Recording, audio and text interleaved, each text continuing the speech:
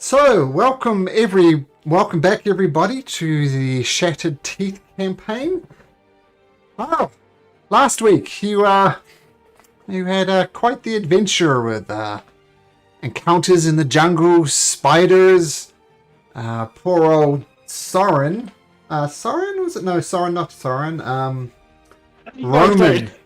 Roman. Roman Yeah, is it's just weird because I used to be Torin. ah, Yeah, that's what it is. Maybe I don't know. It's maybe. funny. But you eventually managed to find civilization after wandering through the jungle. Some of you fared better than most. What's your current exhaustion level there, Roman? I'm like I'm like level 5. No, just 2. Just 2. So Dead. just half speed. So, and where we picked it up last week, you were stumbling into the village of Long Beach, which you found along the outskirts of Boothwyn Island. Oh, sorry, I thought you were saying something there, Right. Sean. George Oh, made sorry us about that. go east and not west. George and Boomer are still with you. They're doing well. So this village, as you enter it, oops. Let me get my notes organized here, just a sec. There you go away. Yes. So George tells you this is the village of Long Beach. And it is a very, very basic village, as you can see. There's lots of livestock wandering around it, some chickens, a few goats, not much more. Don't notice a couple of seaworthy vessels over here, which look like fishing boats. Now, as far as the architecture of this place is concerned, it is very basic. All the houses and other constructions are pretty much just made from bamboo. Bamboo wrapped together with some type of twine to keep them together. They're all a little bit raised off the ground with either simple steps leading into the buildings or a complete lack of steps, and you just have to take a long stride to get in.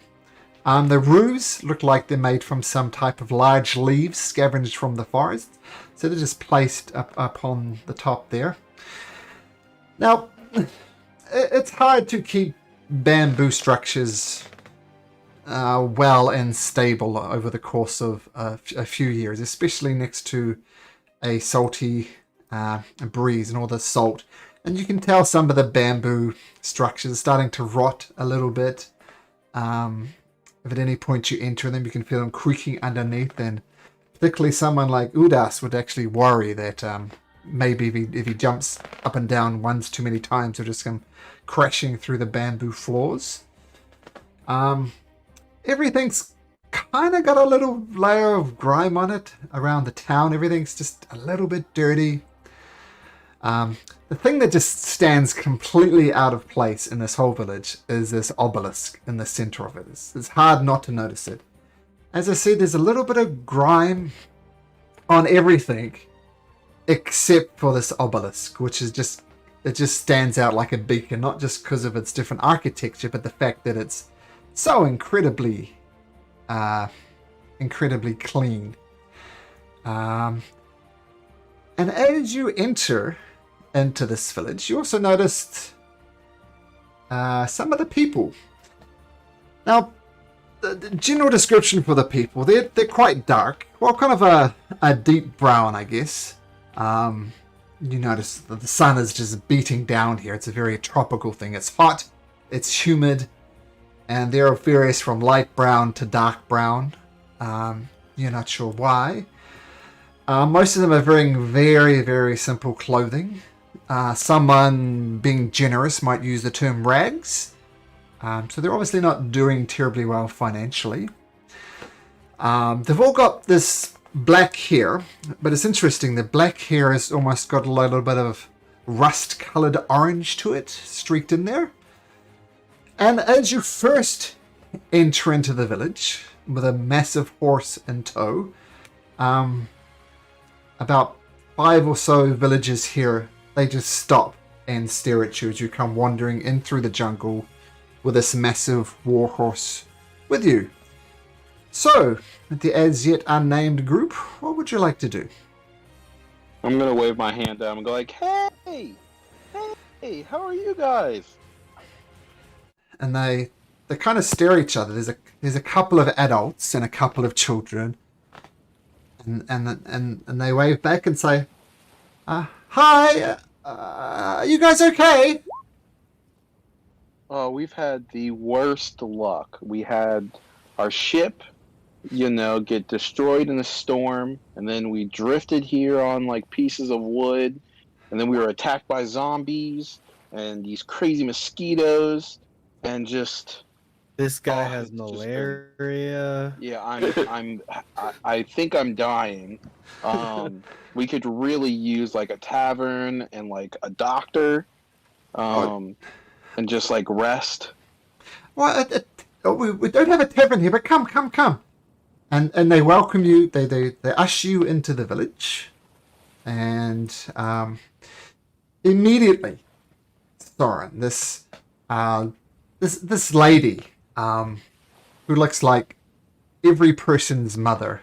She's got a skirt on, kind of an apron around her thing, and she puts her arm around you, saying, "Oh, come here, my dear. Come here, come on, come here." And she starts ushering you across to the other side of the village. Do you go with her?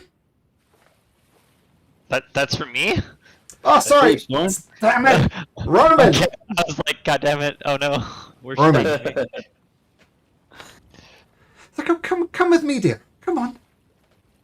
You obviously need rest. Yeah. Is this like where the hotel is or the tavern? No, we don't have a tavern, unfortunately, but you need to rest up. You've obviously spent far too long in the Kubo jungle, so come take a load off. And she shouts out a couple of orders as well, and a couple of other figures comes out. One is a rather large gentleman, very bordering on obese. And it's interesting to notice this because the rest of the village is skinny to the point of malnutrition. But this guy is good. And he whistles out. And he says, oh,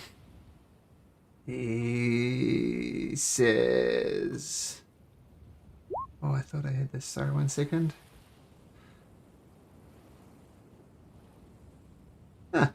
Noah! Frederick, come here. Come.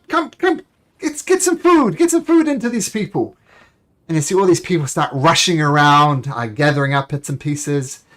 And they direct you to... actually, the lady brings you over here as well, Roman. And you're placed on seats. There's little structures up that'll keep you out of the hot sun. So grab a seat here, says the lady who initially helped Soren. Just grab a seat.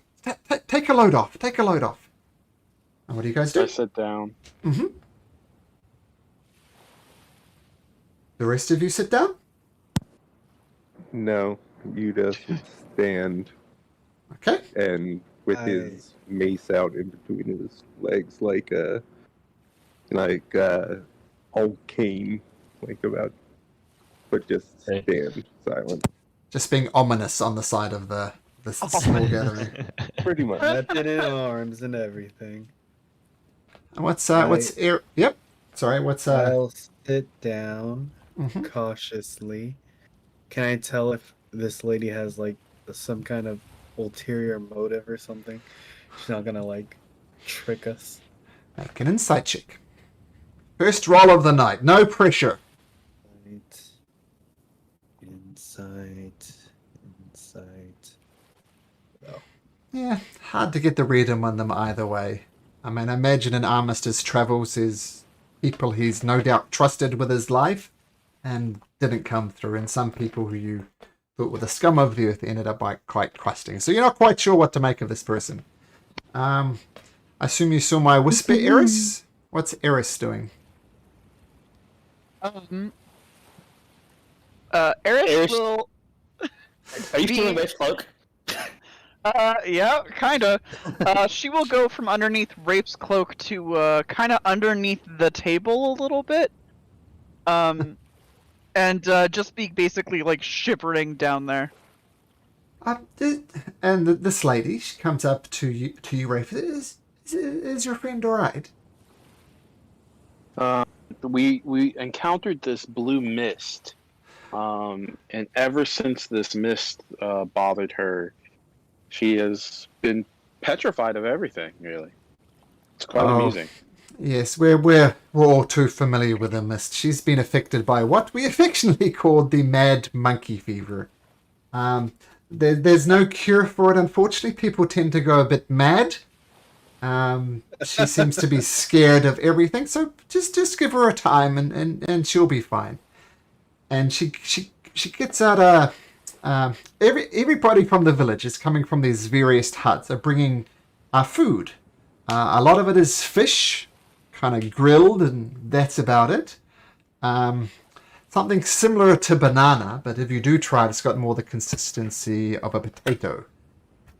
So very starchy. And she gets a plate and puts a piece of fish on it and hands it, kind of leans under the table and says, eat this, dear. You need some food into you. You'll feel a lot better. You just need to ride this out. Have a little bit of food, dear.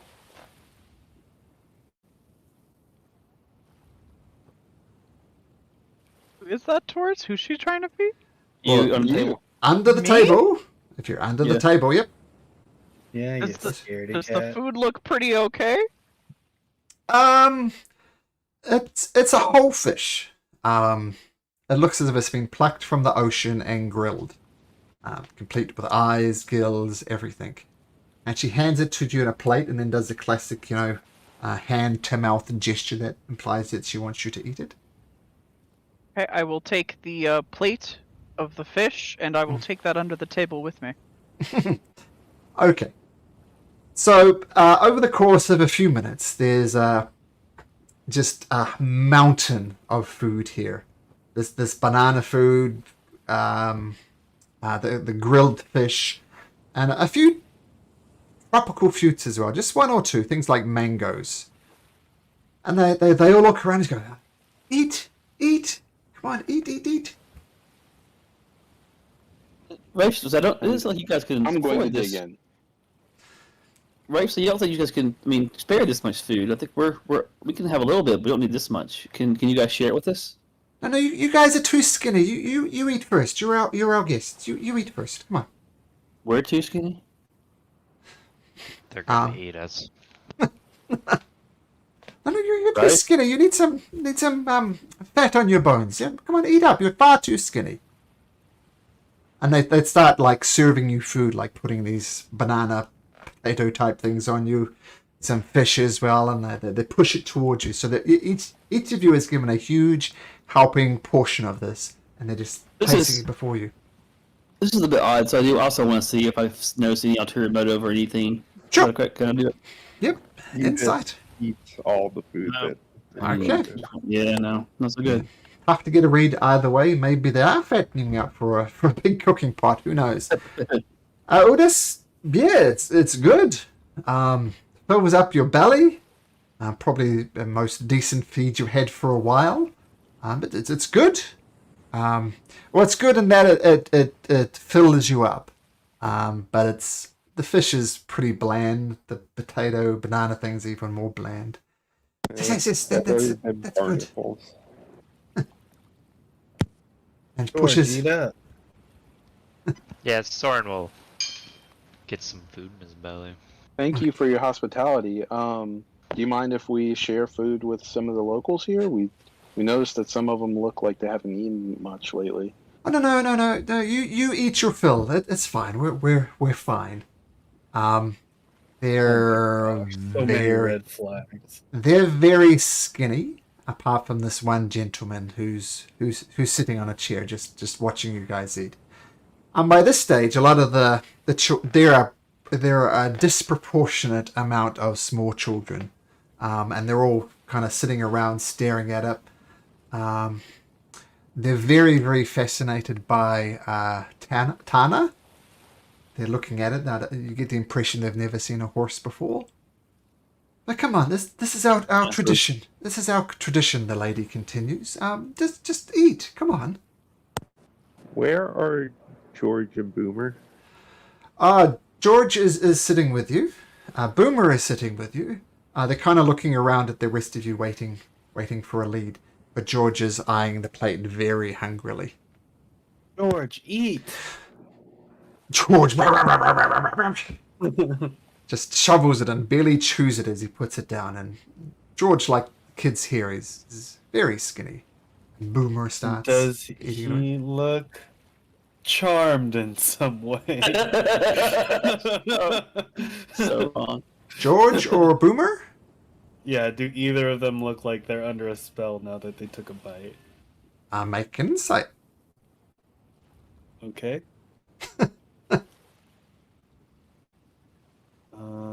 He did, yes. You know George Wow. was crashed on a ship similar to you. You know he floated around the island. You know he's been going around for the jungle thing with you. Why wouldn't he be hungry? So you think he's not charmed. He's just damn hungry. And his social anxiety, shall we say, has faded. Now he's just shoveling down the food. Okay, I'll start eating then. Okay. Is anybody not eating? And then Nope. I get charmed. And they continue to shovel food underneath the table for you, Eris. Perfect. I will continue my meal down there. Okay. After you've eaten your fill, they push more food onto you. You are just completely and utterly stuffed with fish and these banana potatoes. And they say, no, come on, have seconds, have some more, please. Wow. Sounds like I am every quite auntie- full. Thank you very much. No, you're full now, but you might be hungry later, so it's best to eat even more. Come on, eat up. Can we pack it up for the sea? They're taking their food, man. They need their food. Well, she's offering. It's Yeah. like every auntie at a family party in a Filipino household. It's just eat more, take some home. They're very much like Filipino aunties. You're obviously full. You can feel the banana potatoes and the fish kind of up around your throat, and you're trying to force it down. No, please, have some more. Have some more. They're just shoving food at you. Please, if you don't eat more, we'll take it as an insult. Just please have some more. I'm done, and Yudas will leave the table. No, sit down. Have some more. Nope. He I walks away. have some questions. Who's the leader of this town? Oh, that will be Ma'am Tensia. I'll just call for Sophia to get her. And this young lady, who looks 18, 19, something like that, stands up. Like everybody else, she's got dark skin, long black hair. Sort of half of it is kind of covering her face in like a teenage goth type style. And she says, "Oh, okay, let me get Ma'am Tensia. Okay, it's just a moment."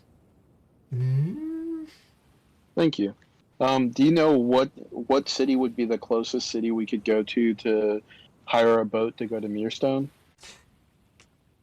Let me just answer a whisper first. Can that person who asked me something make me a perception check? You can whisper it if you like.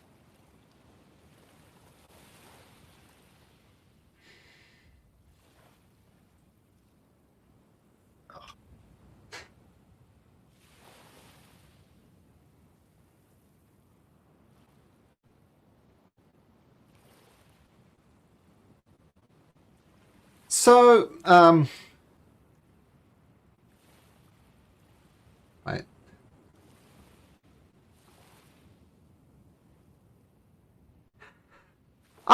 Well, so Sophia goes, and as she goes, she picks up sort of planks of wood, and lies planks of wood from here from here all the way over to here, like planks of wood in the sand.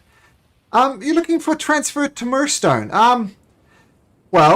Unfortunately, all we have here is simple fishing boats. They won't be enough.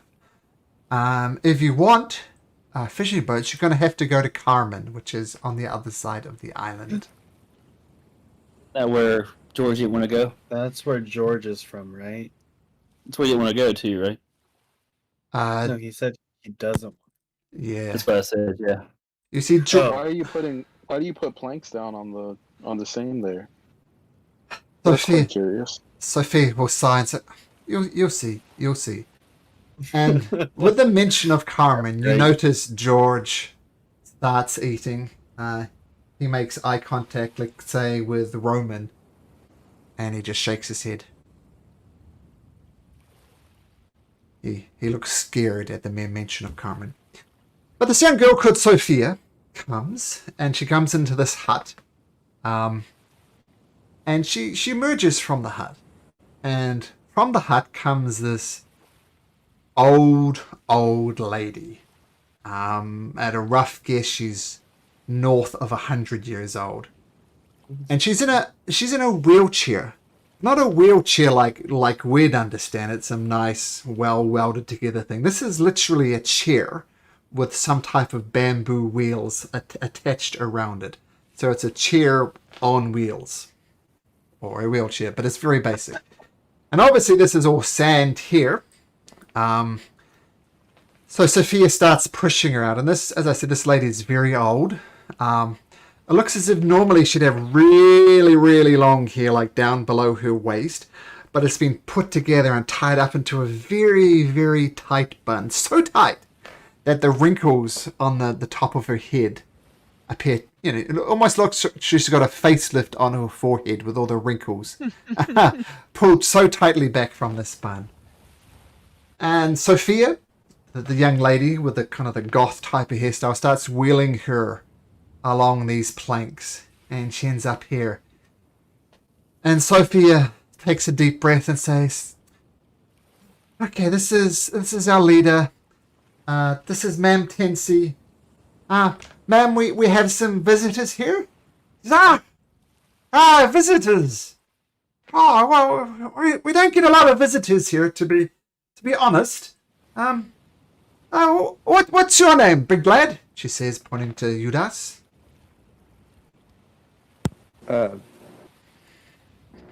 Judas left the area Earlier. early. So where did When Judas they- go? How far away would the pillar be? Now, I think I've got the scale here. Yeah, about 50 feet away. Okay, yeah, he'd go and check out. Once they told him he had to have seconds, he left. He said no. Okay. and So walked out. So we'll just quickly cut to Judas as he's over here. Can you make me a religion check, Judas? Okay.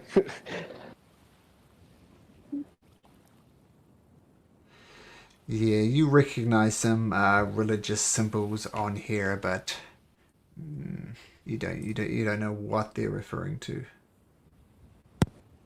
Okay, so you're over there. So she then turns to her attention to Roman. What's your name, Sonny? My name is Roman. Roman, you look like shit. I don't feel great, I can tell you that much. I had monkey fever, I think is what you guys called it. Mad monkey As well fever. as- That's right. Yeah, and I am exhausted from the horrendous trip that we've had. I don't think I've ever suffered as much as I have since I've been on this island. Zombies attacking us, giant spiders with fake people that begged for help. I mean, quite a rough jungle you guys have around here. It's the jungle is indeed a dangerous place, but we're glad you make it here. Let me be clear. You can consider Long Beach your home for as long as you need it. I mean, I'm going to have to insist that you rest up here until you're 100% well. And And then you can go, I don't know, where I heard Carmen mentioned. You want to go to Carmen for a boat? Yeah, we're looking to continue our journey from where our previous boat met an unfortunate demise at the last storm. Well, when the time comes, I'm sure we can get some able-bodied lads. Hey, Noah! Help these guys out when they need to go! And you hear Noah go, oh, yes, ma'am. Yes, ma'am. No problem. And so I just need to whisper something.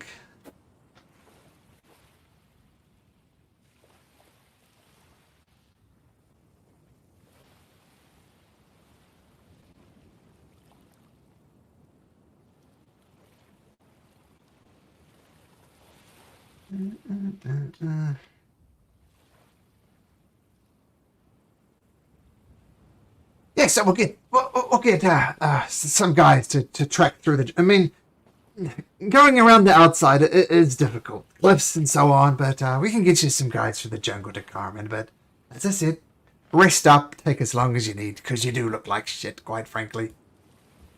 Thank you. We appreciate it. Is there anything we could do with all the hospitality you're providing us? Oh, no. It's what we do.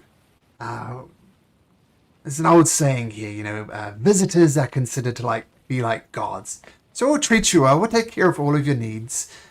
Stay here as long as you need it. We appreciate it. Yeah, What's the giant pillar in the middle of That's the right. I was road? going to ask you. Oh, the giant pillar. Well, every morning before dusk, we gather around the pillar. We pay respects to the gods of the sea. We pay respects to the gods of the forest. And, shall we say, I do a little bit of preaching as well from the gods of the forest and the sea. Just some wisdom I'd like to impart. So yes, every morning, before the crack of dawn, we'll gather around there. And if you said you did want to repay our hospitality, as it were, the least you could do is just join us for these religious ceremonies in the morning. I assume that won't be a problem. What was your name again? Roman. Roman. Good. And what about you? Hiding underneath that hood. What's your name? Rafe? Oh, sorry. I wasn't hiding. I was just in the hood. I think on the table. So he says, my friends call me Rafe. Rafe. Okay, and why? Same story as your friend over there, George? What? I'm sorry. Yeah. Rafe. Sorry, was it Rafe? Yeah, my friends call me Rafe. We got lost in the woods and trying to find our way out of here. It's the same, pretty much. We all kind of came in together. Okay, and that's your horse? Yeah. This is that's Tana. Be careful with him. I would keep your distance if you don't mind. He's prickly. The kids are definitely not keeping their distance. They're going up and doing dangerous things like wandering behind the horse. Yeah, he'd get up and try to chew them away and keep. Otherwise, Tana's liable to kill one. Make an Jeez Louise. make an intimidation make an intimidation horses, man. check to scare away the kids, and make an animal handling check for Rafe. Sure. That's intimidation and then handling.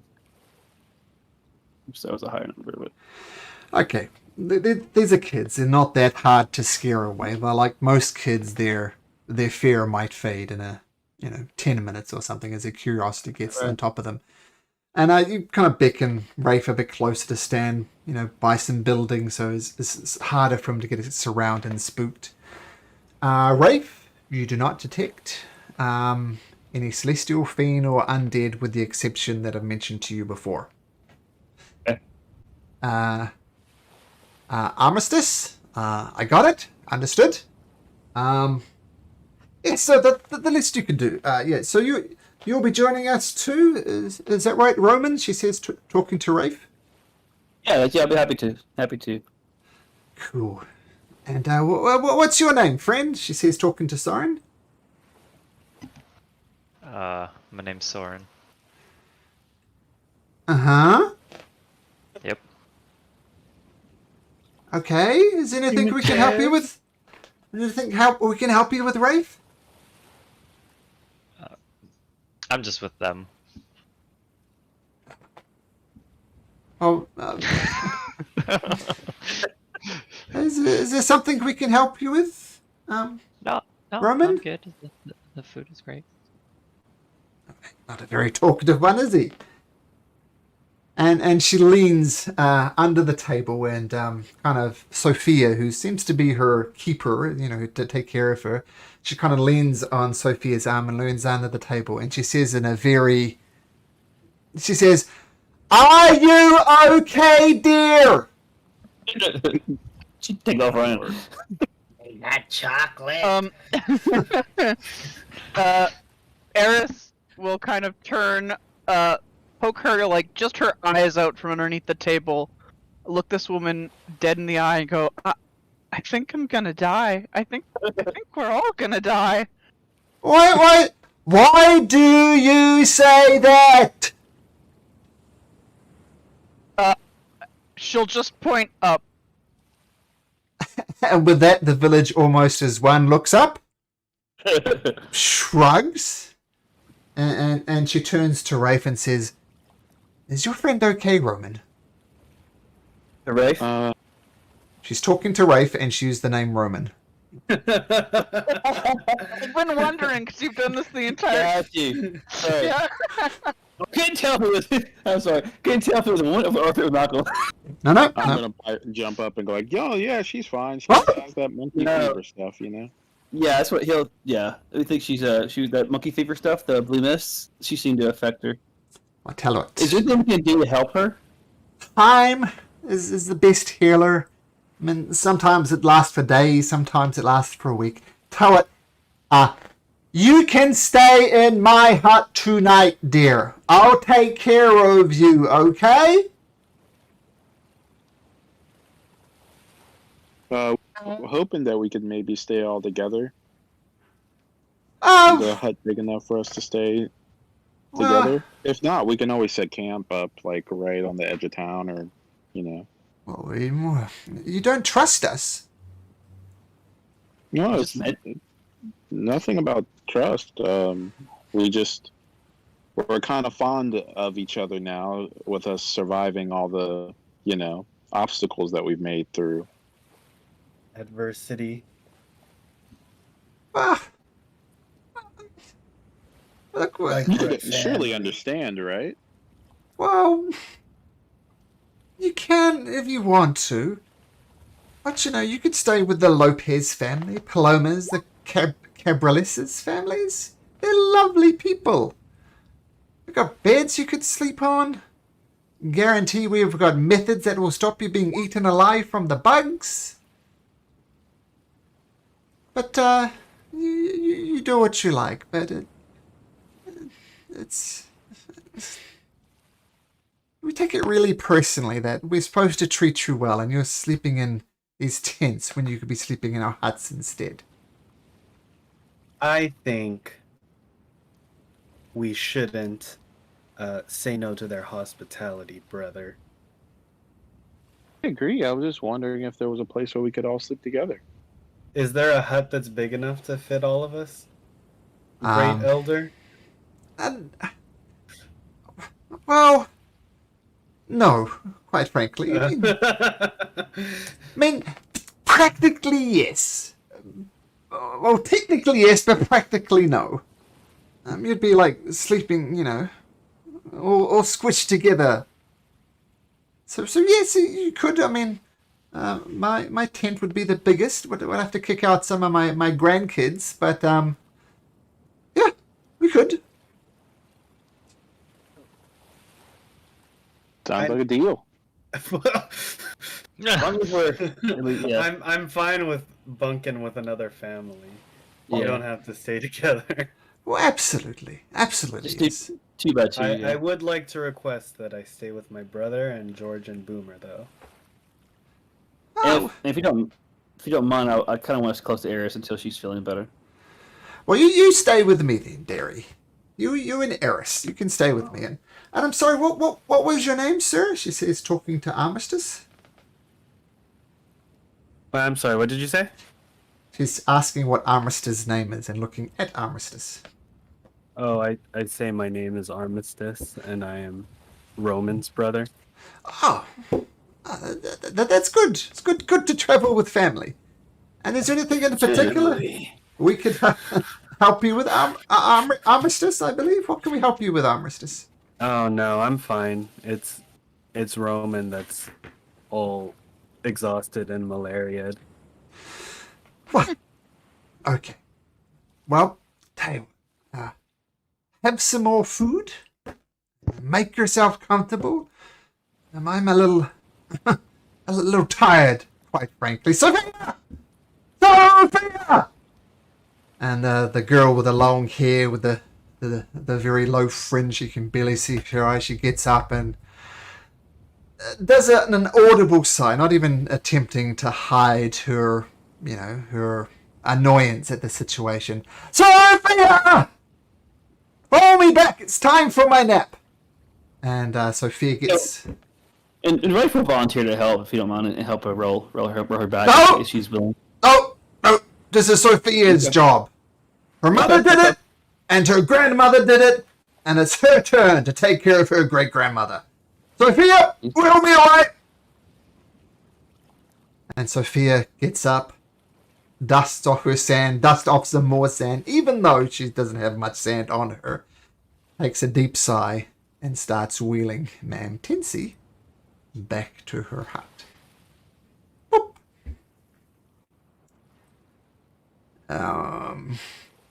Okay. So eventually you get stuffed with as much food as you possibly can, and even more so to the point you're starting to almost feel a little bit sick. And the locals kind of leave, and they give you a little bit of space. George immediately comes up to Armistice.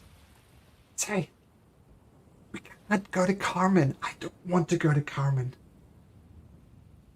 How about if I disguise you? Because I'm pretty good at disguise. I have can a spell for bleach. that. What, does he have black hair, or what color is his hair? Yeah, black hair, similar to the kids of this island. Dark skin, from light brown to dark brown. The black skin I and the can proper colored bleach your streaks. hair. I can give you a haircut. Put a fancy cloak over you. Yeah, why do you not want to go back to Carmen? It's like, do you have family there? Or? No family. I just Well, really nobody don't- will bother you. What? I like the idea of the disguise. Could you maybe disguise me now, Armistice, just to try? Sure. I'll take out my disguise kit. Mhm. And then start disguising him. If you say I'm gonna false help. mustache at one point, it's going to be a disadvantage in your rolls. So- I want to give him like a haircut and then bleach his hair. Is- Kind of is- like what Ponyboy did in The Outsiders. I do not know the reference, I'm afraid. Oh. Me either, actually. So explain to me how are you going to make George I'm not gonna look cut like his George? hair. Give him a new hairstyle, bleach it, hmm and then put a cloak over him to hide most of him. So by bleach, do you mean giving him blonde hair? Yeah. Okay. So make me a disguise get check. I assume you're proficient in it. What ability would I link to this?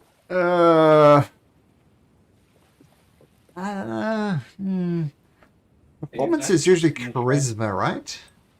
Yes. See, you can choose actually charisma or dexterity. Your choice. Guys, kit. That dexterity. Okay. Capital.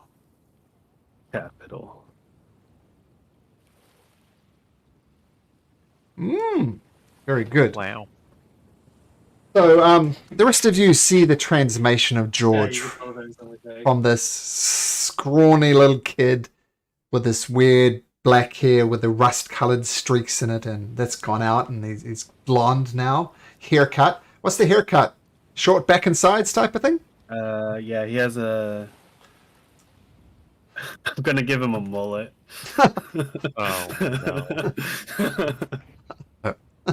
Okay, if you said that before, it would have been a disadvantage, but no, that's cool. I like it. So it's got a blonde mullet and with a cloak. Very hard to tell for anybody who's very familiar with George that this is George. Your Okay. name is now. Sergio.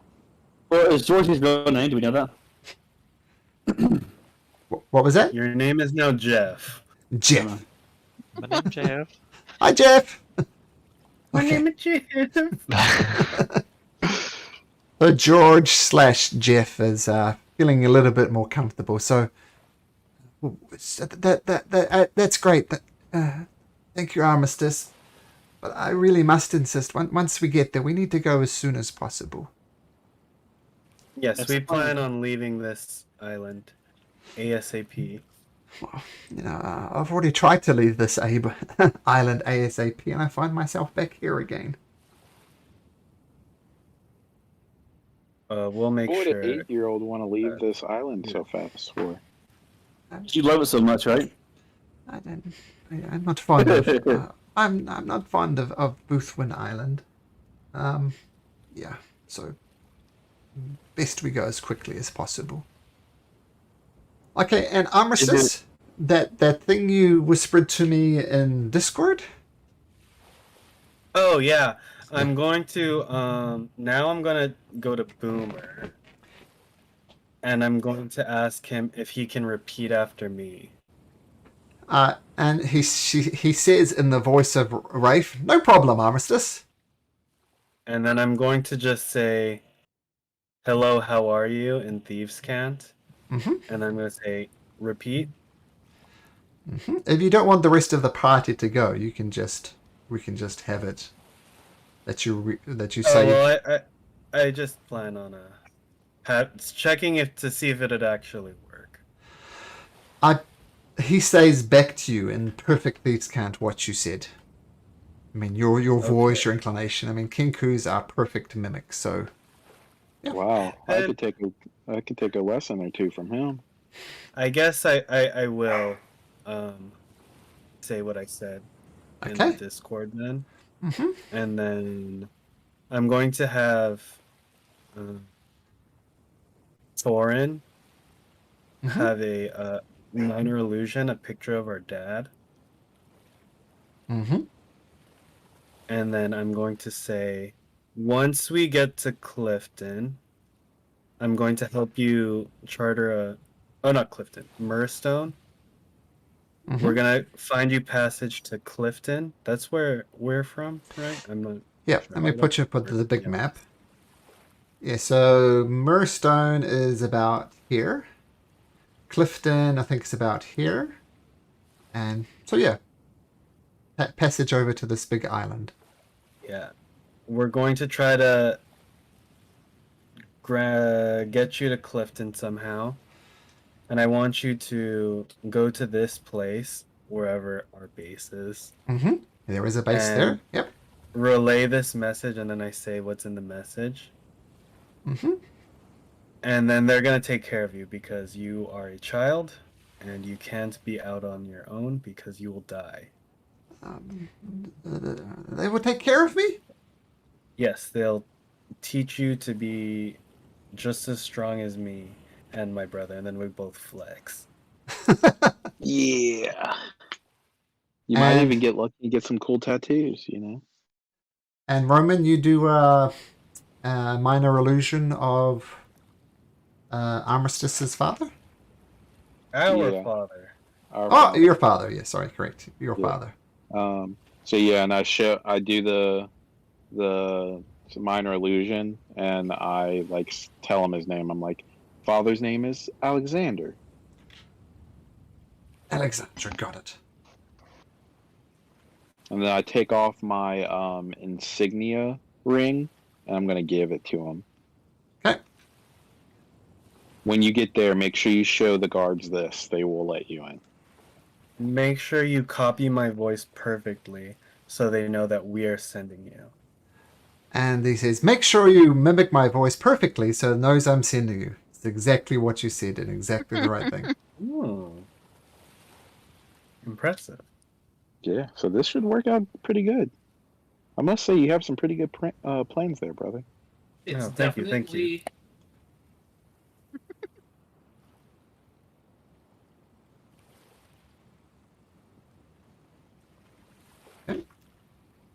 Second.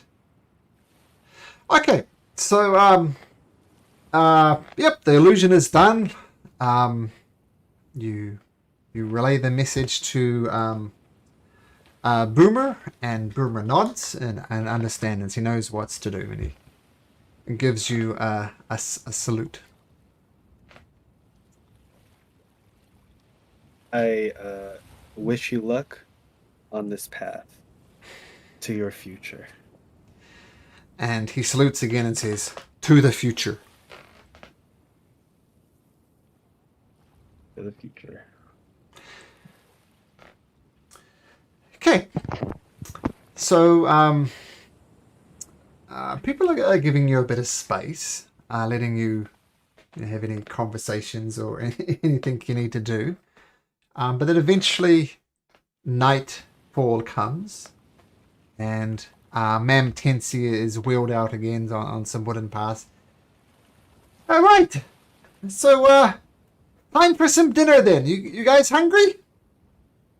Oh my gosh, I'm still full from lunch. Oh no, I'm fine. I'm not gonna be able to sleep if I eat too much. Nothing better for sleep than a full stomach. Here, just have a few bananas. You'll be fine. We'll mash them up for you. Trust me, I am good. I do not want any more food. No, I take really a appreciate banana. it, though. Take a banana, you'll look like a mad monkey.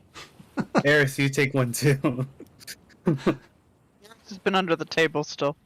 We'll have a banana. Okay, so I believe Sophia. Who was staying? I forget. Who's staying with me? And Sophia sighs and says, "It's gonna be the young girl, grandmother. Eris will stay in your tent, along with I think it was you, With Mr. Rafe, Yes. and George and Boomer. Where are George and Boomer staying? With me and Roman. Okay, let's say you and Roman. Over here. Wait a sec. Sorry, one moment. Didn't quite have the token set up right.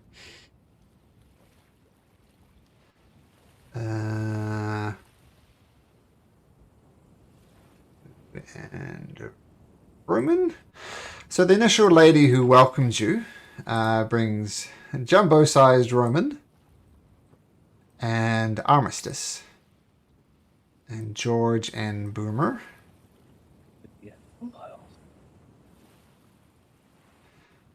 Or George, Jeff, want to call it. My name is Jeff. And I guess the other one, Udas, is over in this cabin. And I guess Soren. Yo.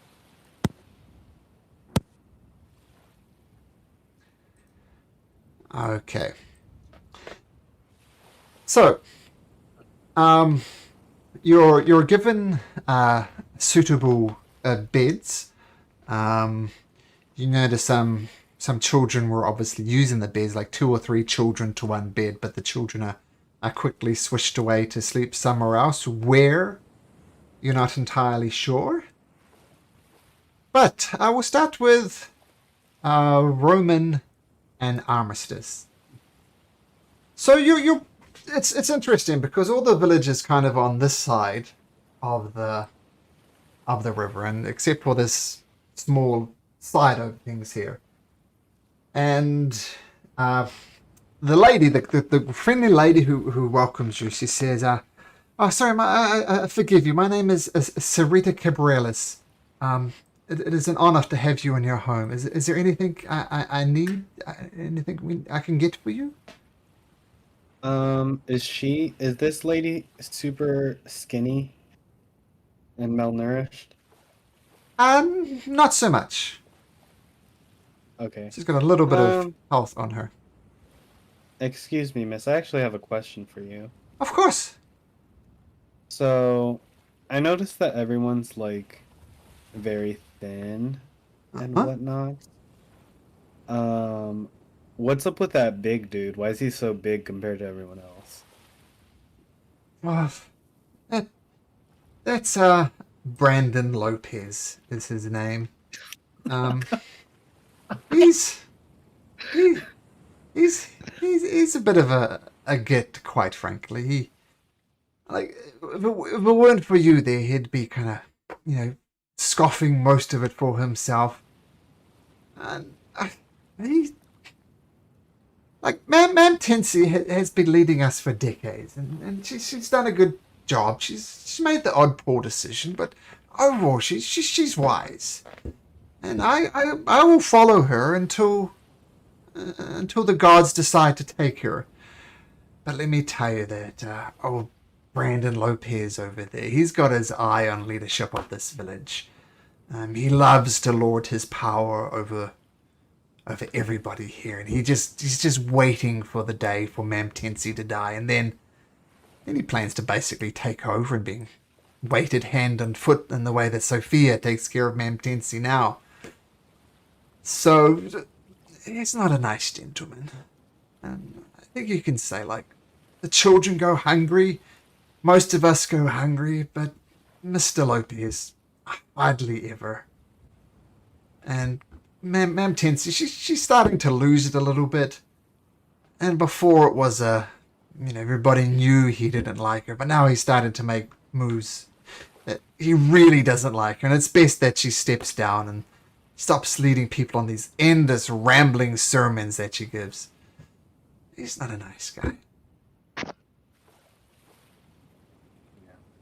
Sounds horrible. Yeah, it's not a nice guy. And quite frankly, the villagers. And then you take a look around the room. While Sarita is, she's okay. She's not fat. She's not skinny. She's just okay. The rest of her sons and daughters, you notice running around. You don't notice any very, very young children. Just some who he assumes are sons and daughters, sort of 20-something-year-olds. Just like, as I said, I'll follow Ma'am Tensi to the end, but I don't want it to be soon. But when she does go, the villagers view us as cursed. We're poorer than the poorest of the poor here. And quite frankly, no one is looking at marriage for my kids. That's why I'm not blessed with any grandkids. So it's hard, because I think if Ma'am Tensi would go, would reevaluate everybody, social standings would be shuffled around, and maybe things would be better off for us. But yeah, Ma'am Tensi is my friend, and I pray to the gods that she lasts another 20 years. But if she does go, it wouldn't be the end of the world for me. But you definitely don't want Brandon in a seat of power. No, he's a miserable old bastard. Oh, excuse my language, but definitely not Brandon. Who do you think would be the next best leader? Well, no, Sophia grumbles and groans about taking care of her, but I think Sophia would be good. If nothing else, she's the great-grandchild of Ma'am Tensi. I'd vote for Sophia. Have you guys ever thought of just holding a vote for the next leader? Oh, no. Ma'am Tensi's word is law. And why is that? It's just the way we've always done things.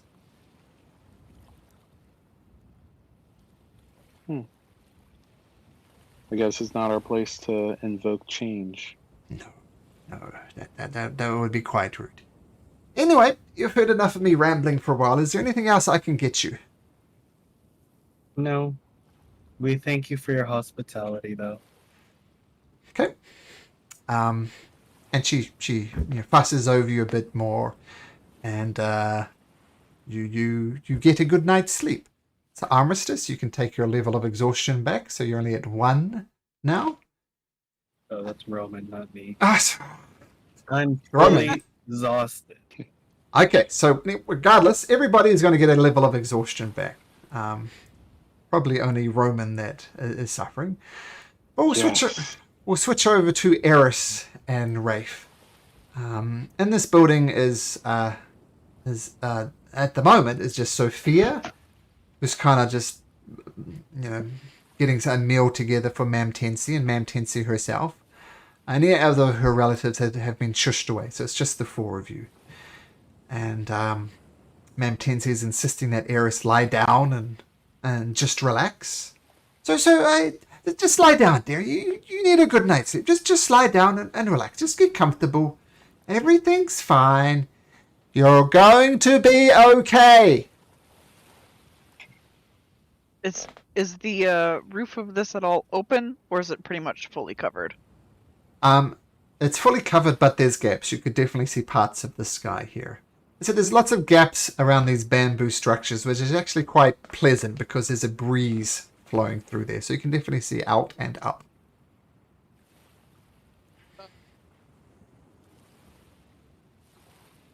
I will.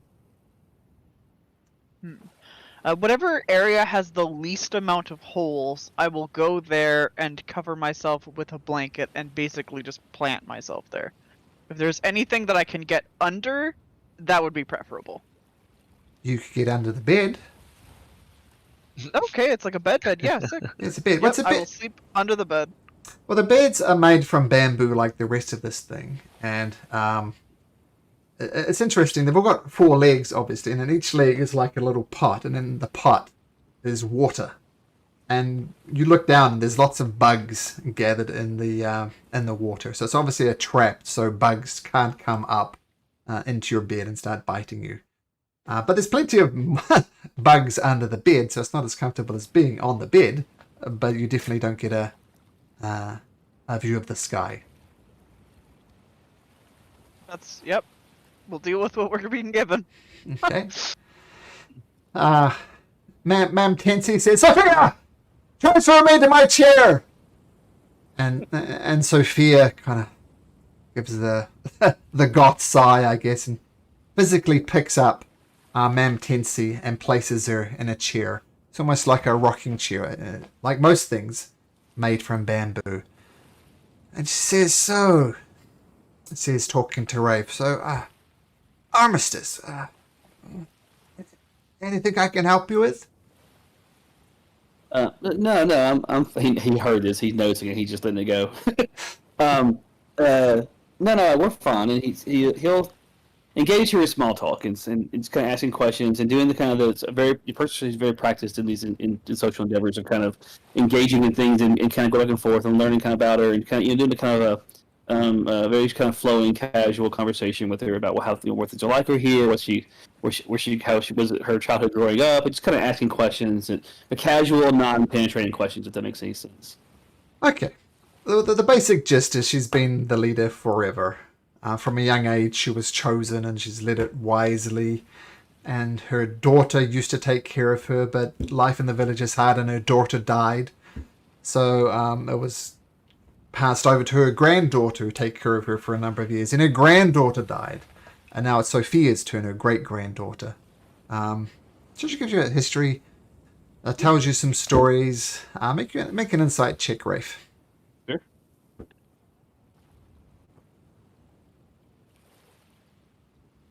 Not very good today. Yeah. On the rolls. You are correct.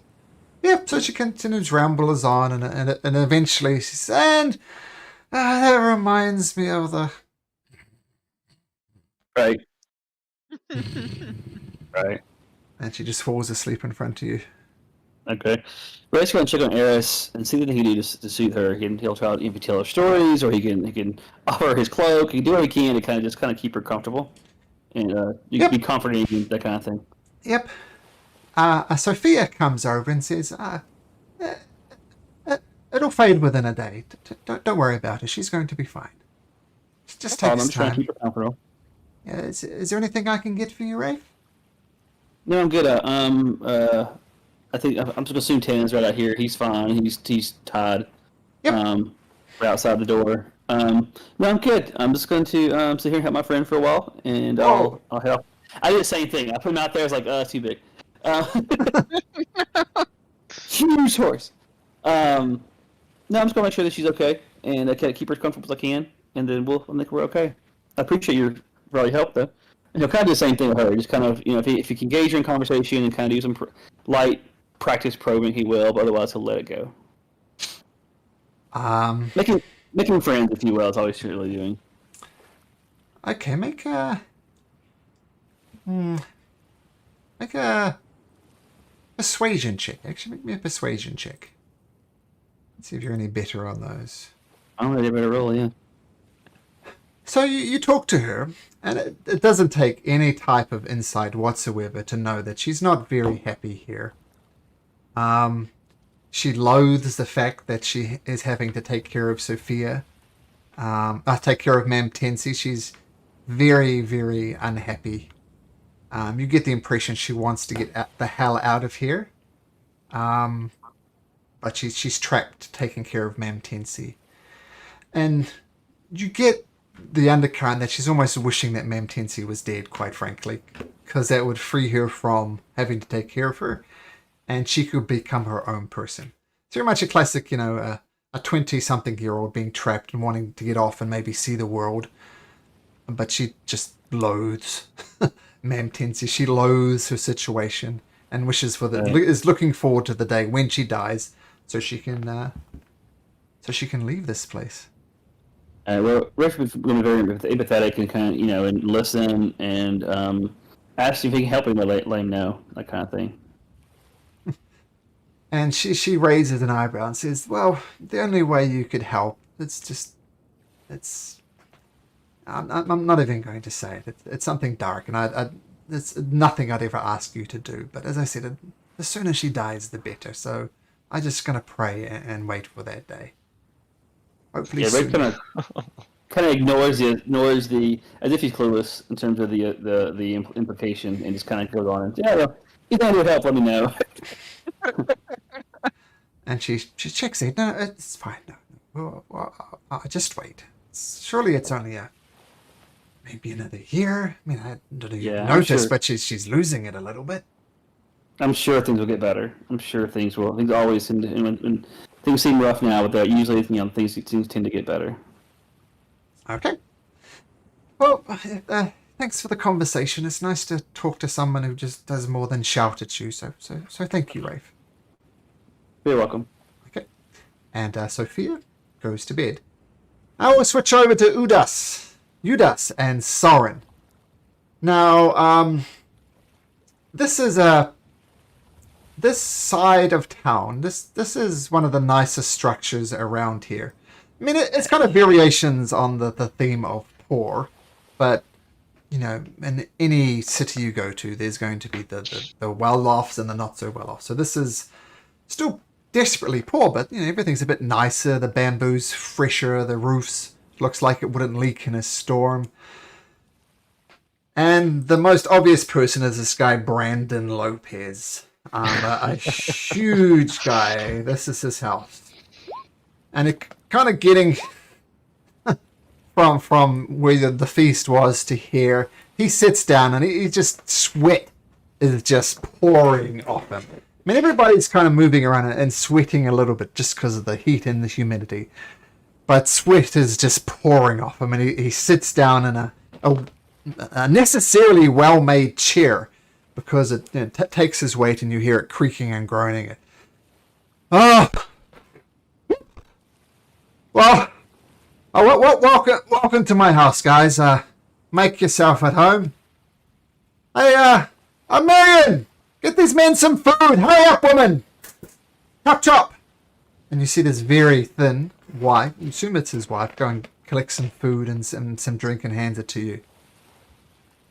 So, you made your way to Long Beach. Consider my home to be your home. Is anything I can help you with? And he takes out a cloth from his side and kind of dampens down his forehead in a desperate attempt to stem the flow of sweat. Anything I can help you with, lads? I think my wife can get for you. I'm assuming Soren isn't eating and hasn't eaten anything? Or do you eat Soren? He eats. Oh, he does. Yeah. Okay. The blood Why of would his he victim. not? Why would he not eat? Jeez. Him How much did another Soren? way. How much did Soren eat at the feast? Just a little bit. Nothing too crazy. Okay, so his wife brings you some food and you know is insisting that you eat it. Come on, eat up. You're far too thin, love. Come on, take a Is few there bites. alcohol here? Or is it just like coconut water? No coconut water. There are some. They get the food from the river over here. So I get the drinking water, and surprisingly, it is quite clean and refreshing. It's nice. It comes down from the mountains. Picked up a few minerals and stuff. It's actually quite nice water. So waters is not itself. But at the mention of alcohol, and it says, "Ah! You only had to ask." He goes, "Man, get these men some of my special brew." Oh no. And Miriam goes out back, and you have a peer out through the gaps in the bamboo, and you see some type of very, very basic distillery. There's a big pool of tar, kind of like a distilling mechanism that's sucking up, and some bananas they've put in there for the sugars, and it's some type of distillery. The waste product seems to be almost like a tar type substance that's gathered in a little thing. And Marion comes in with the cups filled with this thing that looks like water. Brandon takes a big skull and says, "Oh, that'll put hairs on your chest. Take a sip, boys." Udas would take a big drink. Soren? Soren will take like a little drink. Okay, Udas, make me a constitution saving throw. Soren, make me a constitution saving throw with advantage. Ooh.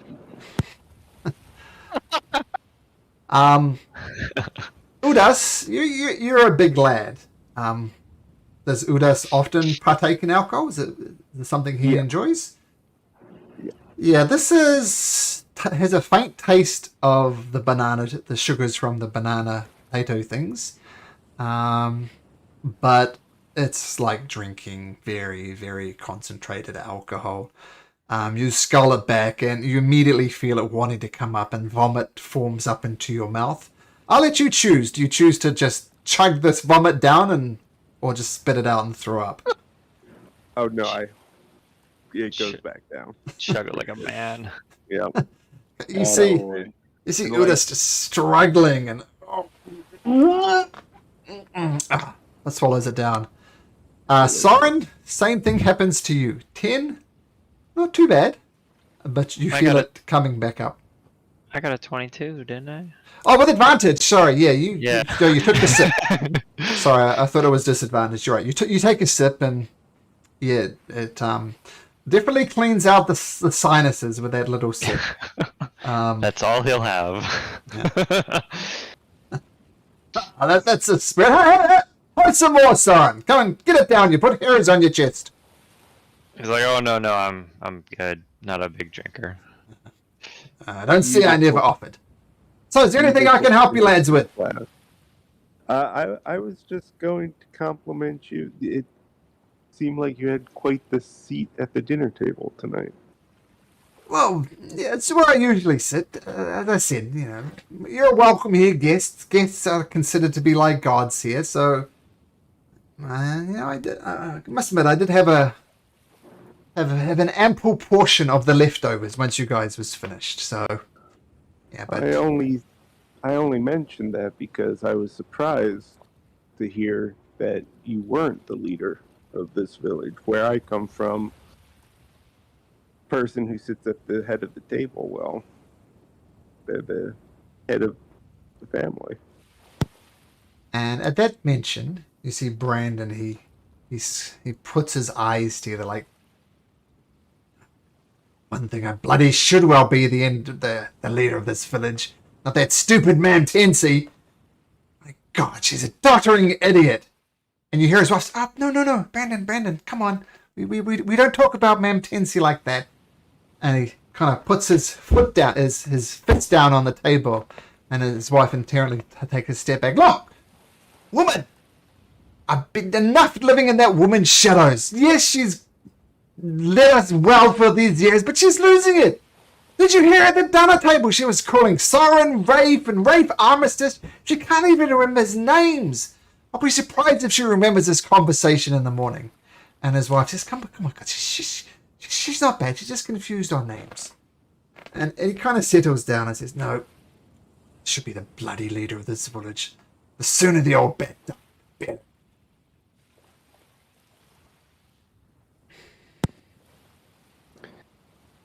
If she dies, you become leader?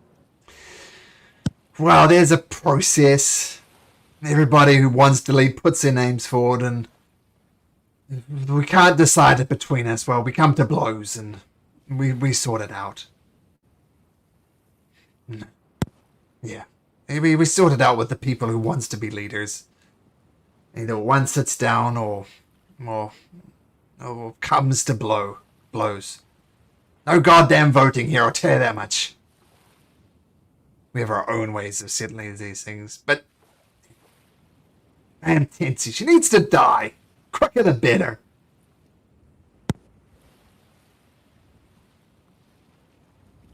She What's seemed the nice to rush? me. Nice is nice what you want as a leader, though. You want to be led by someone who's going to be nice to you and coddle you your entire life? You want someone to be firm and strong. I don't live here, so it's not my problem. Yeah, you're right. It's not your problem. Sorry for that rant, but Mam Tensi, her time's up. She needs to go. That's all I'm saying. I've been through more than one change of the guard. Well, you seem like a... How old does Udas look? I mean, he's early 40s. You look like you've seen you're a man of the world. You've seen leadership change. I have yet to see leadership change, and I'm 50 years old. It's time for a new person in charge here.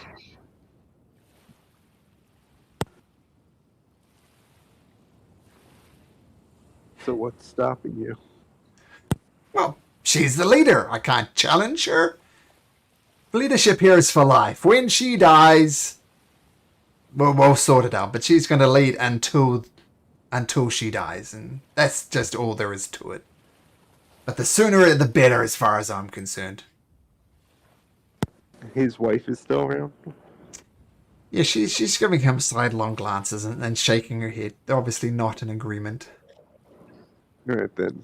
I won't say anything else. Suspicious. So is there anything else my wife can get for you?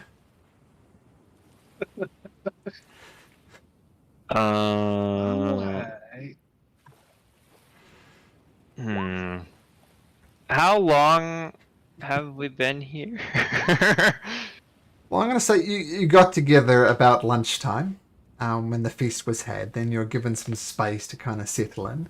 Now it's early evening. So it's been like a day since we've been in the jungle? Half a day. Oh, okay. Cool. Then nothing.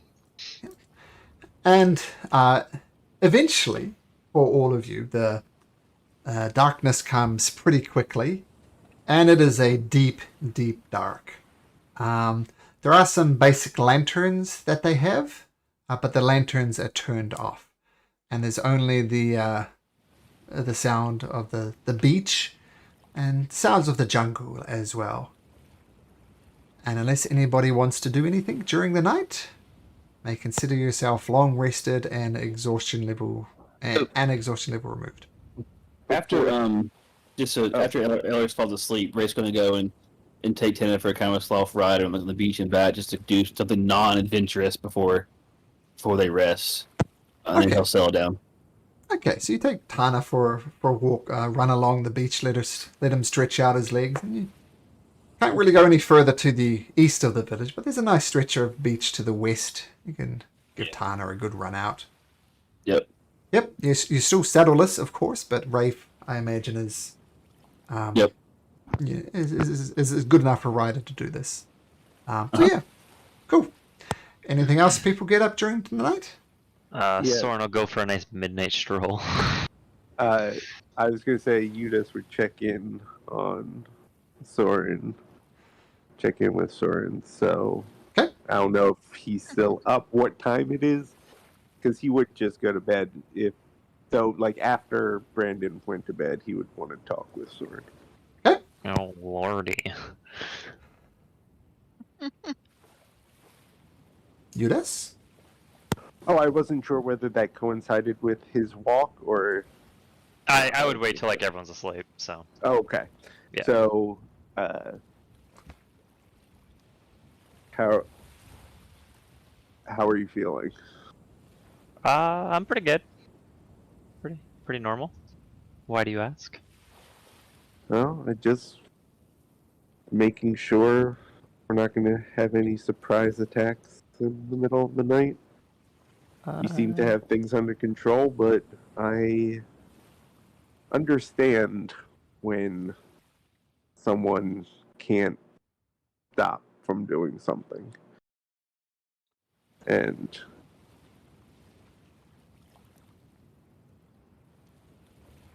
I don't know. He's like, no, you shouldn't have anything to worry about. I have things under control. Unless something drastic changes, we shouldn't have any problems. Okay. That's want to make sure. Yep, for sure. I understand your concern. I've done some weird stuff in the time you've met me, so It's it's not only so reasonable much for you to have questions. concern as understanding. Well, what do you want to know? I guess we can start there. What is it? So he would tell him, I will be using my telepathic speech so that they can't, like, no one else in the house can hear us. I think it's good for a few minutes. Okay, let's everybody, Udas, Soren, and me go over to voice channel 2. Okay. Bye.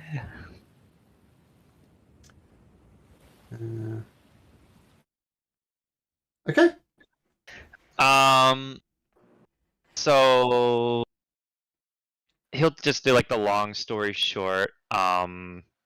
His family was taken by mind flayers, and they did experiments on him.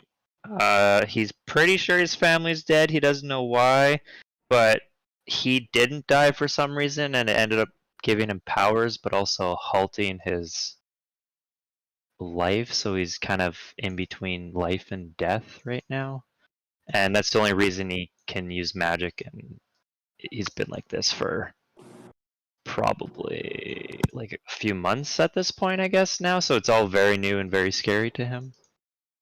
So that would like Eudice would have his jaw like open, like mouth open, just like that's the craziest. That's the craziest shit I've ever heard. Yeah. But I understand, and it sounds like we're oddly going through kind of a similar situation because I have a power within me that I can't control either. That's why I walked away at dinner today. Okay. And Yeah, we'll just he'll understand that and just feel like a mutual. I don't know the word I'm looking for, but like they're kind of in the same boat and kind of feel for him, I guess, in that way. All right, cool. Yeah, And definitely he was. understand you better. Yeah, and he was heading to Clifton to better understand the whole not really being alive anymore and learning to control his hunger.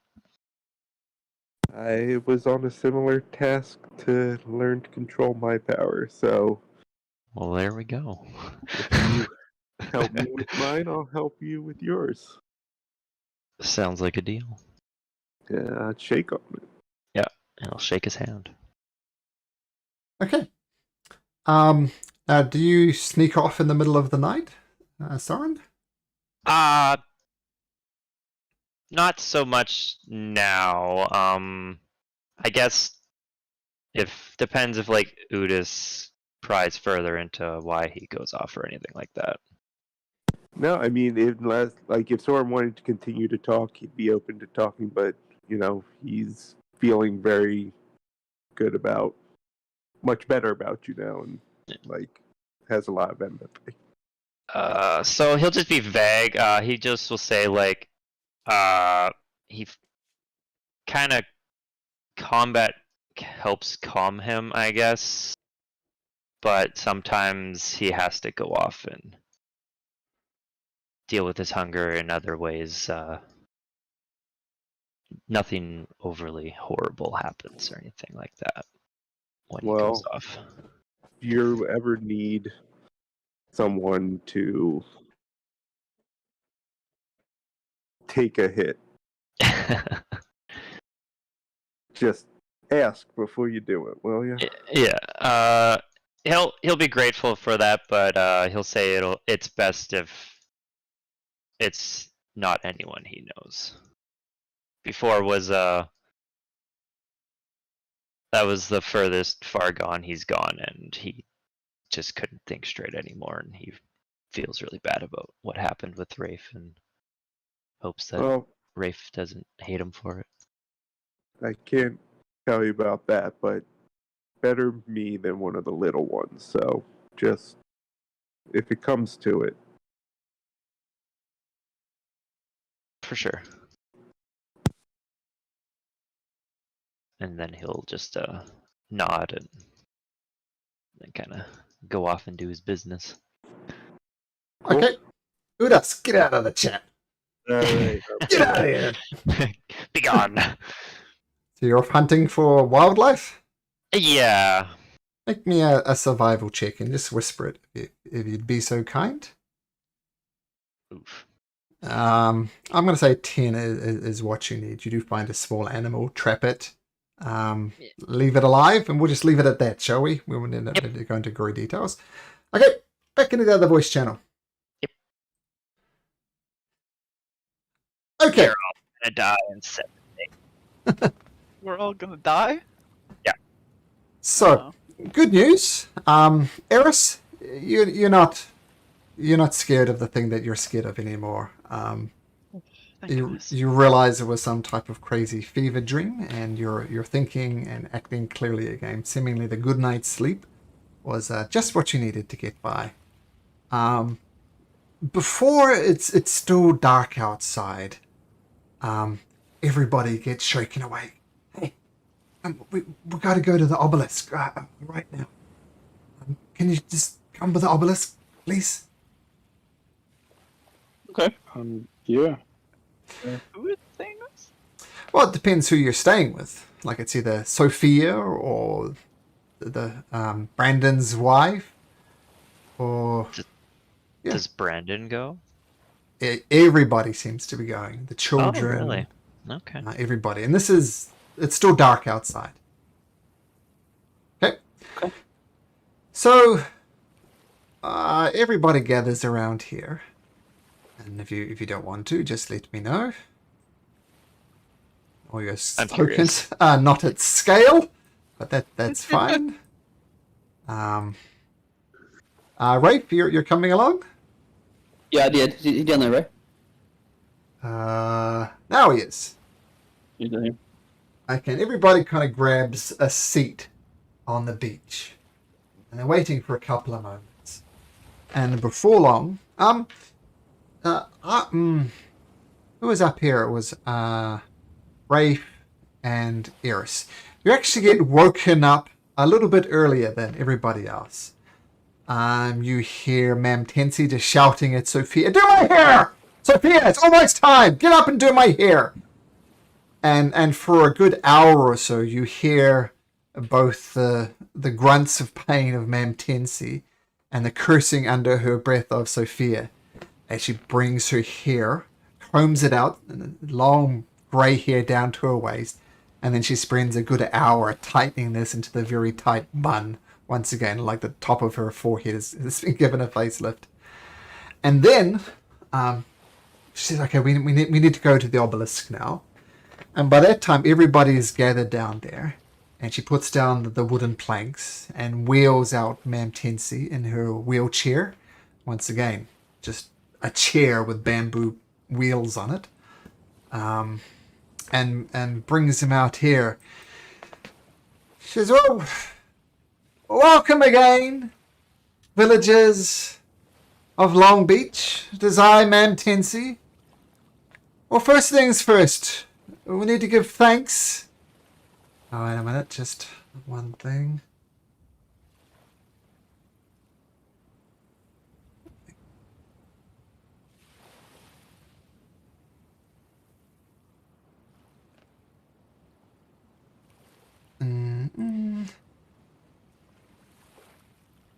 We need to give a special thanks to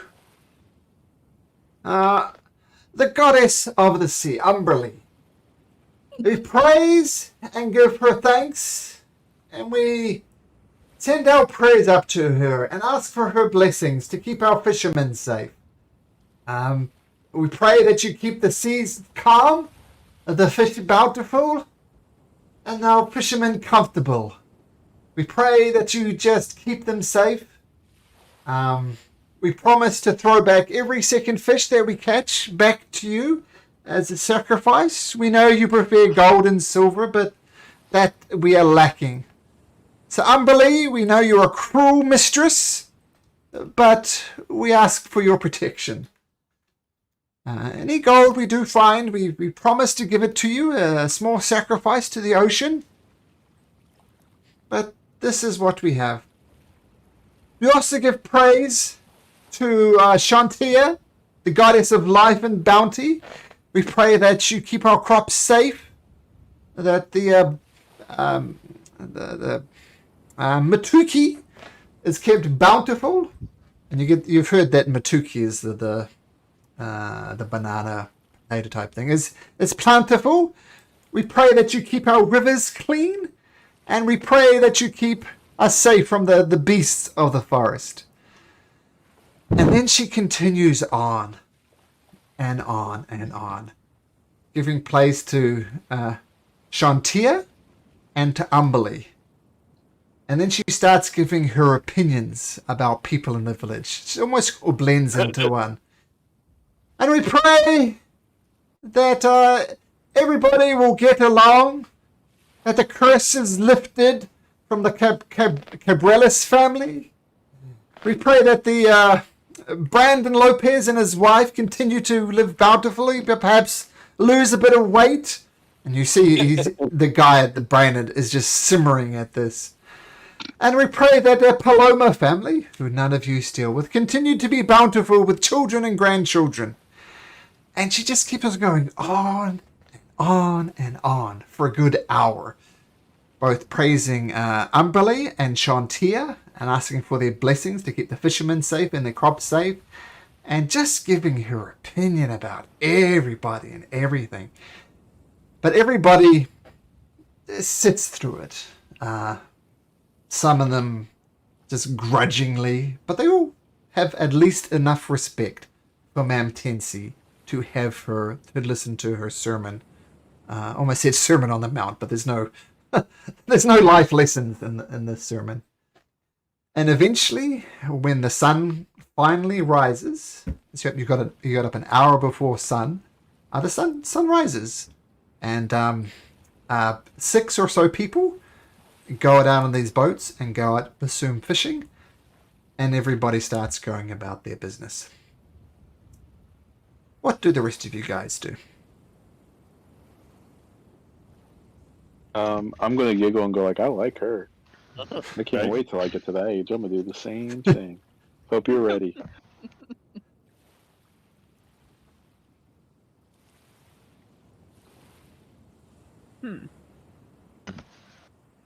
Soren like started to doze off, but like woke himself. Understandable.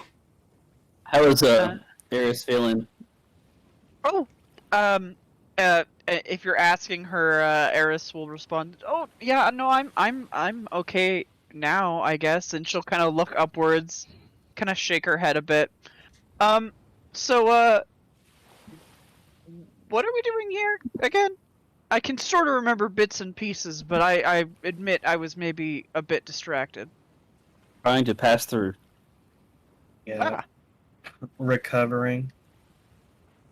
Recovering. Does Roman still look like shit? Just a little? I feel like I just look a little shitty now. Not like You got crazy mal- bad though. Did you have malaria, or you just no longer exhausted, or? I don't think I actually had malaria. I think I just was suffering from the crazy monkey syndrome of the forest, and Okay. I've never been this exhausted, but I'm feeling much better now. I mean, I'm still tired. I would like to sleep here one more night for sure, if Something. possible.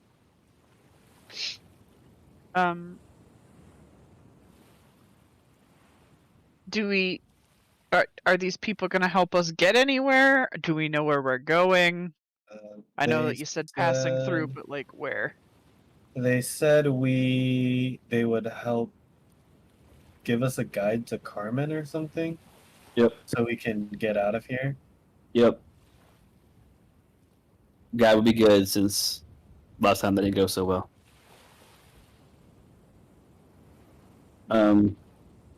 So where did the old lady go? Is she still around, or did she go to her? Back to her hut. Okay. I feel like it would be incredibly hard for her to sneak away. So Yeah. I think I think as she's heading back, Rafe's going to kind of catch her close to the door and ask if she would like him to try to lay on some hands to help her feel a little better. Oh, sure. Give me a back massage. Would be lovely. Yeah, so he puts out just 1 point, one just to kind of see help her feel better and hope to keep her going okay. But you're laying on hands? Yes. Oh. And she kind of, almost her back straightens up a little bit, but then she kind of slumps back down. You're very good at that, Tana. That was delightful. Tell you what, if I was 50 years younger, I'd be chasing you around, lad. He winks at her and then kind of walks back over to check on Tana. Okay.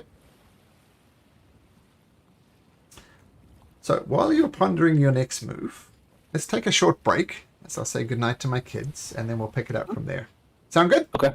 Yep. Okay. Just 5 minutes. Be right back.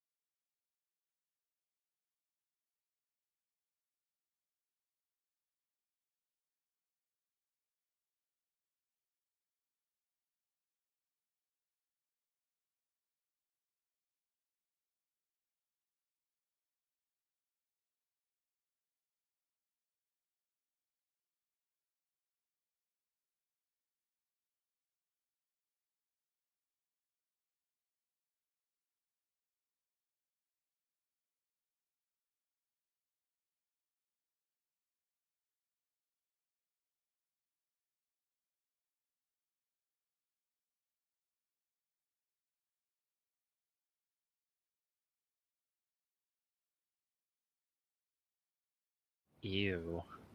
Yeah, I mean, whenever there is, I don't know if we have time before we leave or if we're leaving right now or We whatever. haven't had much chance to, so he's kind of looking for the opportunity, but with Eric's kind of needing some support previous night and everything else, we haven't had a chance. But that's on his to-do list. Well, now's the perfect time while we're gathering ourselves. So RP it without Malcolm. Let's see, messed up. No, I mean in this village is the perfect. Yeah, I can. Kind of see what's going on. If we do the hill, we'll do that. Kind of see what's in the store for what's going on. See how long it takes for her to die. You know this bitch can die. We're all thinking. Honestly, I thought we were being called to the obelisk because she had died. I know. Yeah, same. I know. Me too. That's why, like, when he was like, actually, you two who were staying with her were waking up earlier. Yeah. Yeah, hoping that the lay on hands might push us. We can get out of here first. Probably not. If we just peace out, we can do it. I believe in us. Yeah, I think that's the plan, to get out of here and then get a guide and go if we can. We'll see what's in store. But unless there's something evil or bad happening around here, I'm not really interested in getting too involved with small village politics. You know.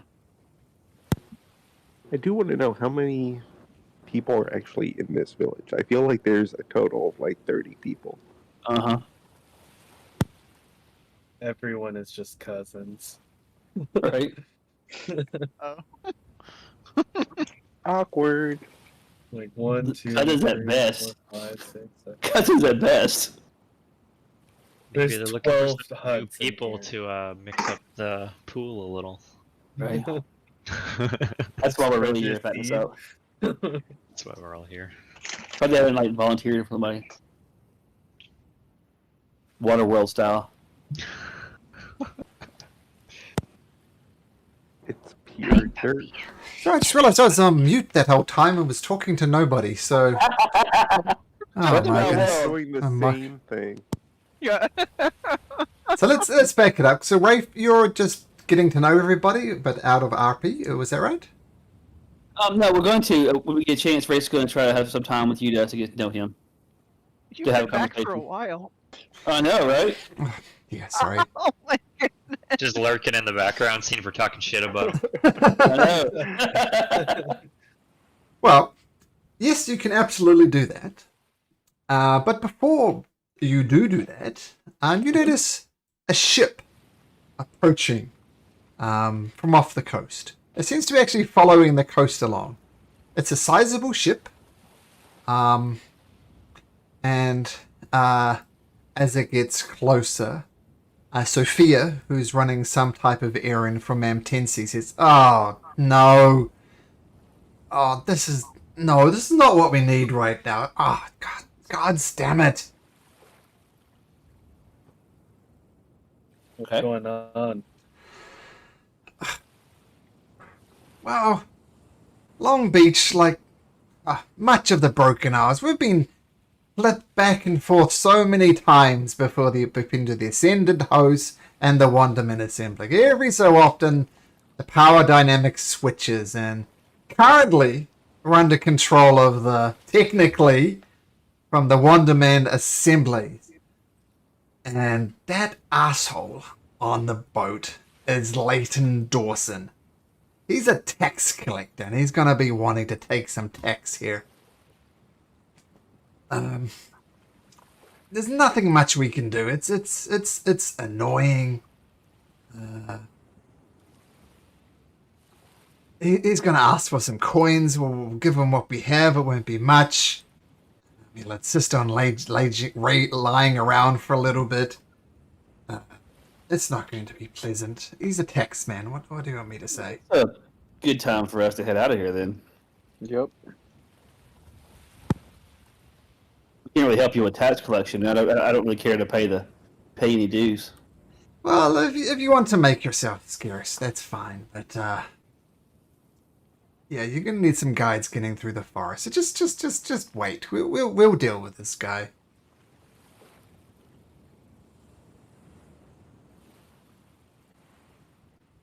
Are you gonna be okay doing that? Do you even have tax money? Like, no, Okay. no offense. Well,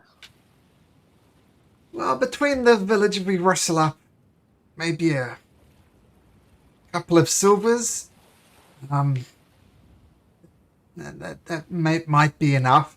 You probably want to take a chicken and a goat, and yeah, it's just unpleasant. But yeah, it Right, comes we need to- around once a year, so gonna I think it's time to hide. get. I think it's time to get out of here, guys. It's time to go. I don't feel like paying taxes. Do you? Nope, I don't either. And we can make it through the forest again, right? I think so. Could you spare like one person to go with us, just to like be our guide? Look, what I'd suggest is just hide in the forest for a little bit. Well, we'll take care of this Leighton Dawson guy. It's just the tax man. We'll give him what he wants. He'll be on his way, and then we'll arrange some guides for you. Well, I think we can go ahead and go if we have time. But I think I'm good to start heading back to. You can point us right direction. We'll go ahead and head to the city. I think. My If my you- brother is still exhausted, so I would prefer that we have him in tip-top shape before we head out, Rafe. I don't really want to pay any dues for these guys, though. Do you? Yeah, that's why No. we're gonna hide, so we don't have to pay anything. You think Yeah. Tina's gonna be able to hide? Then go deep in the forest, and then we'll call you. Here, who are we talking to currently? Sophia. Which is the great granddaughter, right? Yes. Okay, I'll slip her a gold piece. Oh no. No, I can't take no, that. no. No. It'll be fine. You know, passing it forward. You fed us. You're helping us out here. I'll help you out a little bit. Don't expect any more though. You know. Make a persuasion check there, young Eris. Oh, not young. Eris is not that young. Sorry, Eris.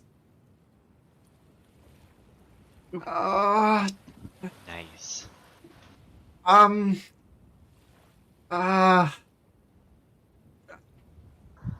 know what? I'll take this gold, but you take these 2 silver pieces back. How's that? We really must insist. No. Yeah, we'll be fine. It's not a lot for. Well, I don't want to say it's not a lot for me. It's a lot.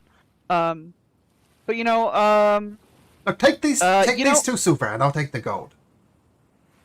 So can Ray try to just slip a gold in your pocket behind, like without being noticed? Can certainly try. If you want to make a sleight of hand check. Yeah, I've really hardly at night. I'll tell you what, you do actually succeed. I mean, she's a commoner. She has a passive perception of 10. So Okay. yeah, she has a gold coin in her pocket, and she still continues to talk to Eris. Look, take the silver, and I'll take the gold. Here, we were so touched by your great grandmother's speech earlier. Just makes us really want to help you out here. So I Almost really like- must insist. You're It's really almost making. like the gods are giving you a bounty. Yeah, exactly. Right? Like that's how that works with religion Like and you stuff, right? You, prayed? like, yeah, And then now you got enough money to pay your tax. So yeah. this- Like they give you stuff. That's how praying works, right? So this I is think. the will of Here we go, Rafe. I should fix your token so you can switch. Okay. Oh, yeah, fixed Tina's, yeah. Okay, so this is the gods that are doing this. Yes. I you know, I'm doing this because I feel the gods are telling me to do so. Okay, so I'll take the gold. That's fine, and I'll thank the gods. Are you guys making yourself scarce? Yeah. Abso-fucking-lutely, yes. But you're coming back, right? Your friend Roman looks pretty crappy still. Just stay one more night. I think he looks like that always, but yes. Okay, okay. Burn. Do you guys go off into the forest? Yeah. Yeah. Yeah. I mean, hiding in the forest, in the jungle really, is easy enough to do. It's very thick. If anybody wishes to observe what's going on, let me know. Yeah. But you might have a I- chance of being spotted if you do so. I would like to have a chance to Okay. observe. So I'll put people who are spying over here. So Armistice, is anybody else apart from I'm Armistice? hiding right behind that tree. Eris will as well. She's kind of gonna take out like I guess she has like a blanket or a sleeping bag, kind of wrap it around herself so she's not as fucking egregiously pink, and try to hide in the bushes or whatever. So these three, okay. Thorin? I'm not going to. I just want to give or like do a bardic inspiration on both of them, and just go like, you know, that prayer this morning. Maybe the gods will like bless you guys and make sure you guys don't get seen. And I give Oh, them a yeah? wink and walk off. Okay, Oh, so yeah? Roman and Rafe are deep in the jungle, so out of sight. Soren? I'll go in the jungle as well. Udas? Jungle. So, you put you guys way over here. So, in the jungle over here. And you guys aren't really just hiding behind a palm tree. You're kind of on the Yeah, edge of the Boomer. forest. Hide. Boomer hides. And George comes up and says, "What are we looking for?" It's Jeff. Jeff, you're staying with Roman. "Oh, but I can help. I'm sneaky. It's how I survive." Nah. Your hair is bright now. You're very Yeah. very obvious. Yeah, I really must insist you Said come with me, Eris. Jeff. Wink, Yeah, wink. says Eris. Okay, Armistice, we'll say, both Armistice and Eris both make a persuasion check. When you have an advantage, we'll have 2 rolls. Persuasion, you say? Yeah, he's insisting on saying, so persuasion. Oh my god. Oh gosh. Bardic inspiration. If you want, Yes. I would save I it, swear, bro. to fuck, it's a I D6. swear to fucking god. Well, it only Jeff, you lasts better 10 not make us be minutes, so. seen. With an 11, I'm going to say an 11 is enough. Armistice, I thought you trusted me, but you just shouting and being mean. Hey, I'm not shouting. No. I'm being stern. Like I a don't- good teacher. Yeah, I don't think he's a morning person. To be fair. Grumbles thing about Armistice under his breath. Reaches his hand up for a high five from Eris, I'll do it. I don't know what it's for, but I'll do it. and then makes a loud clapping noise, and he disappears into the forest, catches up with Roman and the rest of them. Okay, so you see a ship. It's quite a large ship. This would obviously just be Armistice and Eris. Actually, make me a stealth roll. Right now, stealth rolls from both of you.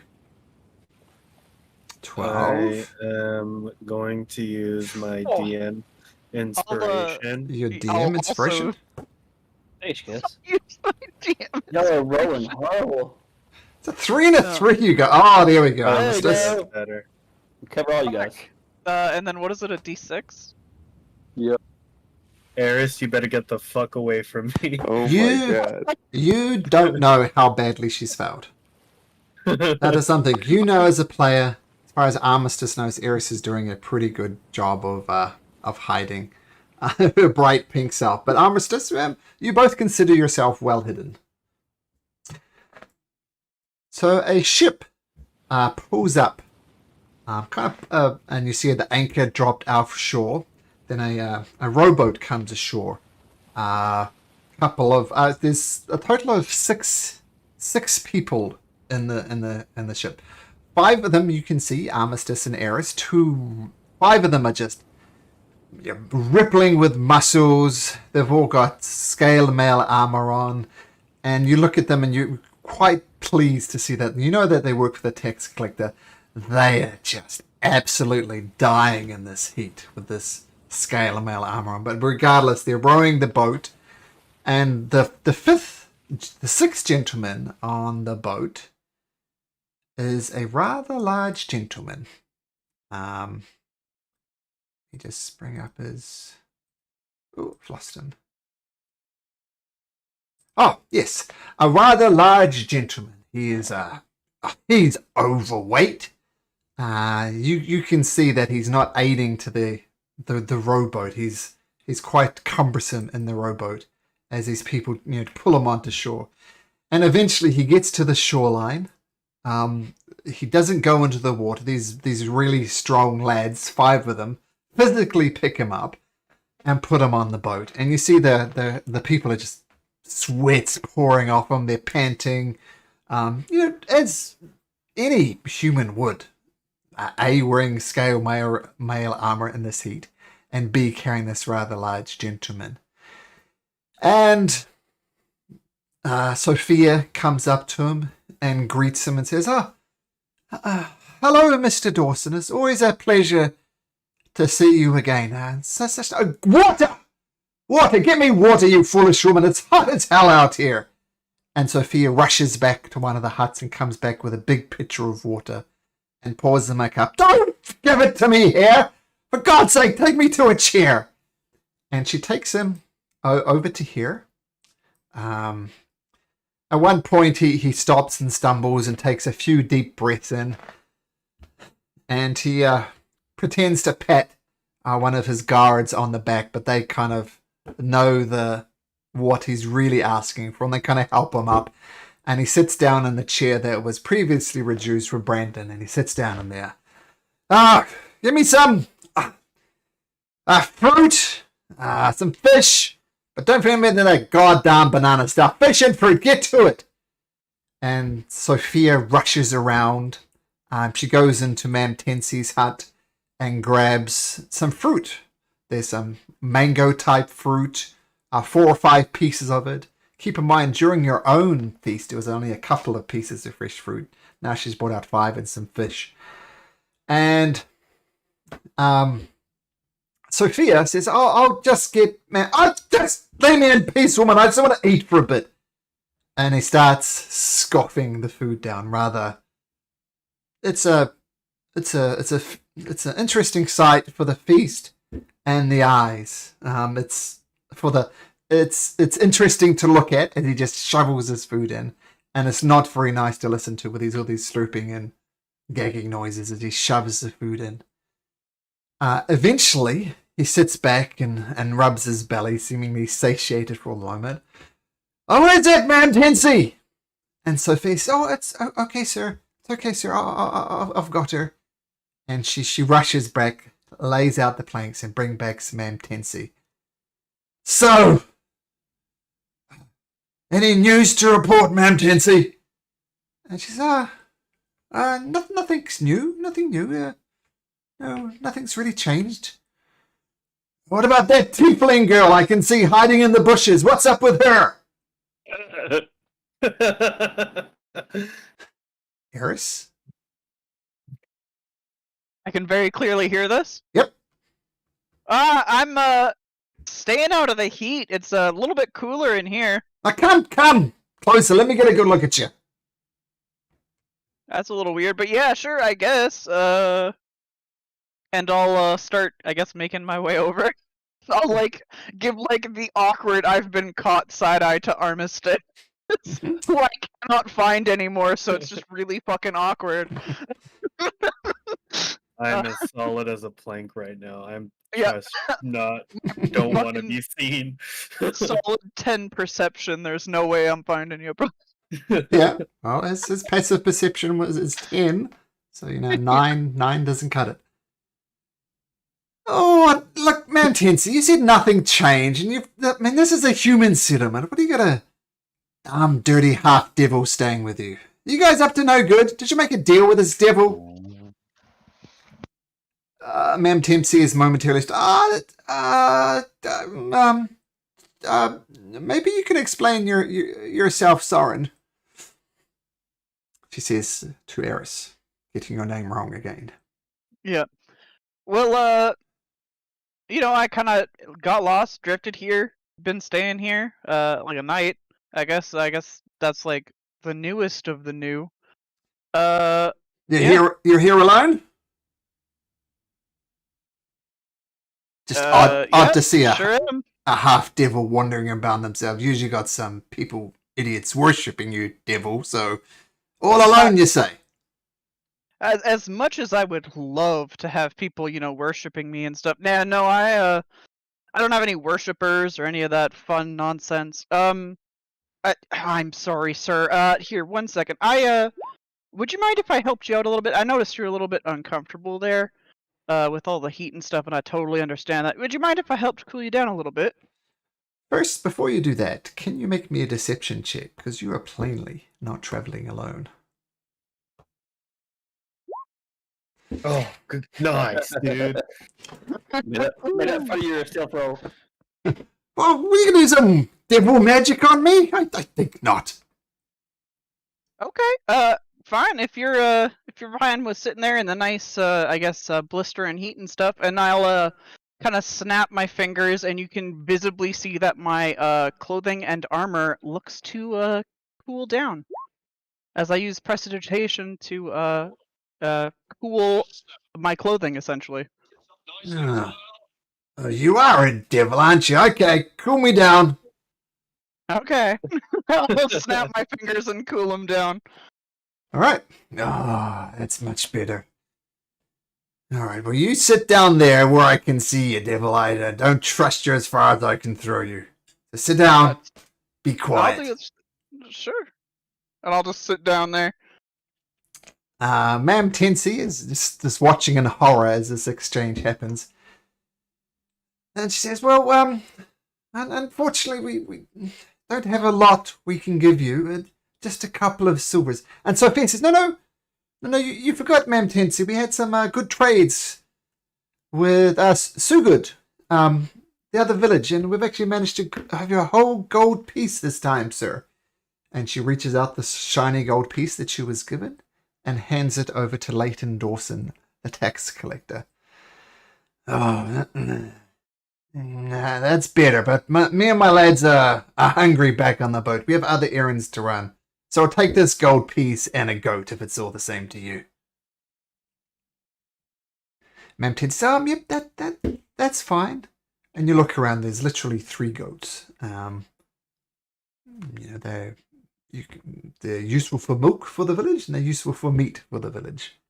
So it'd be quite a big thing. But he says, okay, I'll take the goat. And he gets up, the chair creaks underneath his weight. And he gets up, glares at Eris, takes the gold piece, pockets it, and takes one of the goats. One of his men takes the goats, and he gets back on his rowboat, gets back on his ship, and off they sail, unless anybody wants to do anything. Armistice, while this is going on, do you do anything? The only one who can. I'm just watching. Okay, so if you're not interfering, that's what happens. If they collect the gold piece, take a goat for his men, get on a ship, and continue sailing away. Eris will, when they go take the goat, she'll kind of lean forward a little bit, and she'll go, I hate to be the one to say this, but I don't think it's wise to take a goat. Chickens are much easier, and I don't know. I guess you could say goats are kind of more akin to devilkin and my life, so And Baphomet. you know how it is. I don't want to have you curse yourselves or anything like that. Now, Eris has quite prominent horns, right? Yes. Yes. And So she'll physically point at the horns on her head as she's saying this. so you're saying goats are too much like devils? Is that correct? Well, look at them with their weird, creepy eyes. You really want to eat that thing? Look at the chickens. Chickens look much more normal. I believe I asked you to be quiet, devil child. That's fine. Just sharing my 2 cents or two coppers. Well, the thing is, there's good eatings on a goat, but thanks for your advice. Give me a second goat, Ma'am Tensi. And she says, no, it's no. You got to leave us with something, you know. If you take too much, we'll have nothing to give you next time. And he says, no, I insist. And I'm going to make this a luck roll. 1 to 3, he's going to take 2 goats. Fine. I'll take 1 goat, but I expect at least 1 more goat when I return. Let me just say, it's going to be quicker than a year this time. We've got this taxation thing humming. And he takes the goat, pockets the gold piece. Anything else, Eris or Armistice? Okay. Yeah, no. Okay, so Watch out. only goats here. Takes a goat, takes his gold piece, and continues on his travels, presumably to seek tax from other members of the society. I mean, Long Beach is, as I said, desperately poor, so there's not actually that much he can collect from here. Okay, and eventually you see him sail across in the distance. Udas and the rest of you, do you come back? They're gone, yeah. Is So- he gone? One thing that I will do Yep. is as they are on the boat leaving with the goat, I'm going to cast message on the goat and try to spook it.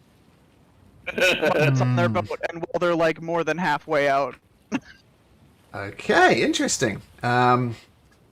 So what is message? Can it just, is it to say a creature? It sure does say a creature. Towards a creature within the target. Here's a message and a cry, whisper, and you can cast this spell. Yeah.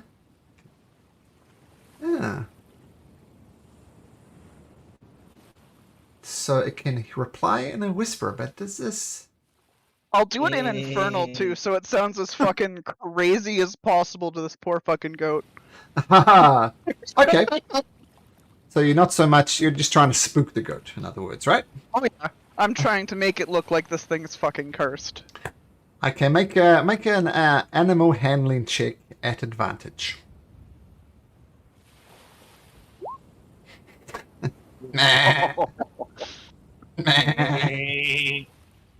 Unfortunately, it's just all that happens is the goat immediately is paralyzed. Its legs, you know that those goat memes you see, where the goats paralyze and fall on their side. That's all it does. It stands there. It's expecting a GIF any time soon. Oh yeah, we should have those.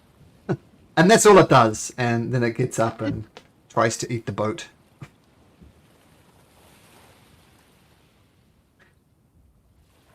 There we oh, there's 2 of them. Perfect. No. And one.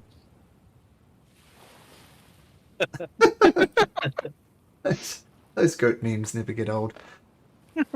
So that's what happens. So they don't get spooked. So unfortunately, didn't work out. So the rest of you eventually gather back. Do you think you wish to talk about or do? Well, that guy's terrible. Sound like an asshole. From your story, I'm assuming I didn't hear any of that. Didn't want him to take your horse. Yeah, me too. I was much more aware of that. I was trying to get the heck out of there. Oh, and sorry, Mantensi. I didn't mean to make it worse. I guess. I just didn't want him taking the goat. I guess it didn't really work too well. Oh, yeah. You know how we've welcomed you home as if you were gods. You're guests of gods. We've taken care of you. We've fed you. We've asked for nothing in return. It applies to everybody. Except that asshole. He's a horrible man. I mean, it's supposed to be a yearly tax collection. We expect to see him in a few months. I mean, it's going to be going around this island into another island and coming back and forth. Don't know how we're going to pay him next time. Could be just a few months, but it's unfortunate.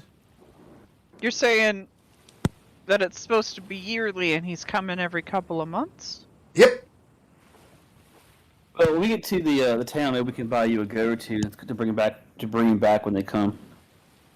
Oh, have you seen the go back with the boys? That is not necessary. You owe us nothing. He is going to expect at least a gold next time. Well, she has Well. an extra gold. She doesn't know it yet.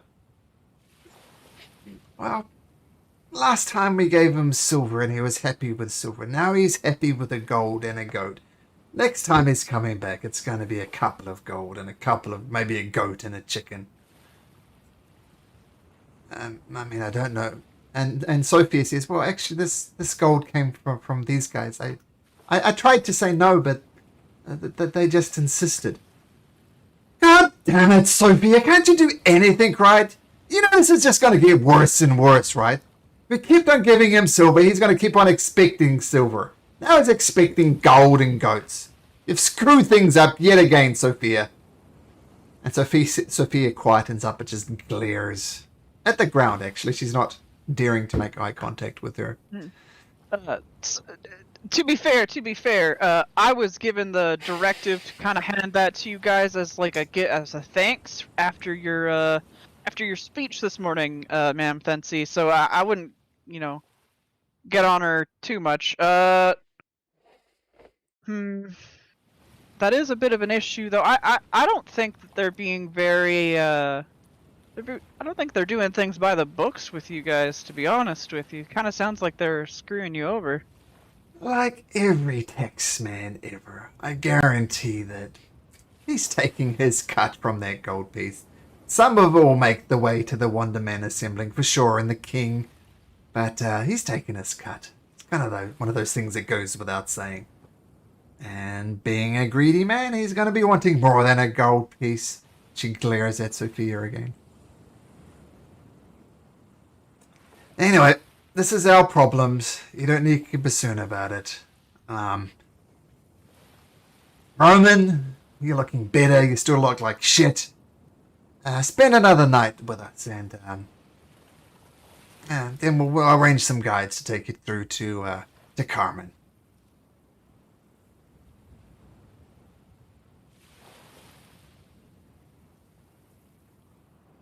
I mean, that sounds okay to me. I don't know about you guys. Yeah, it's fine. Eris will keep a mental note of what that ship looks like, though. The one that just left. Okay. Was there anything noticeable or like remarkable about this ship? You've seen ships are, they're fairly common. You managed to get the name of the ship. It is called the Eggleton for some reason.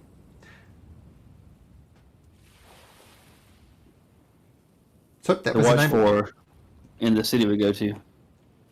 Do you happen to know what their route is? Wait 1 second. The route, while I'll bring you across to this map. So, he visited you in Long Beach and he was kind of now heading in this direction. Do we know what his normal route is, though? It's every 4 months. Do we know if he's going to be over in the city we're heading toward? Make me a history check there, Mr. Rafe. Yeah, I'm not roll well tonight.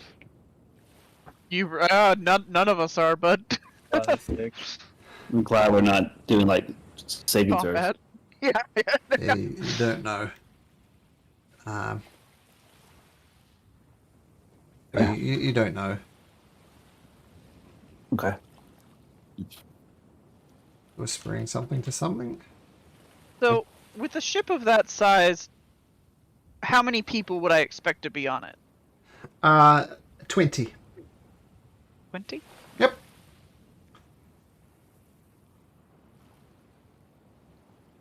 Yep. I mean, you need people to lug things around. You need navigators.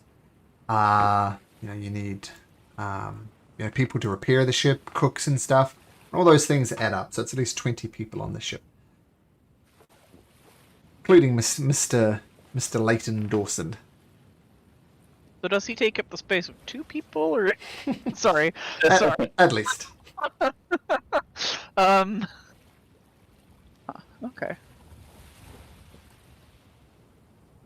All right. Well, so we'll get another night's rest here, hanging out, and then we're going to head out tomorrow night, right? No, tomorrow morning. Yeah. Okay.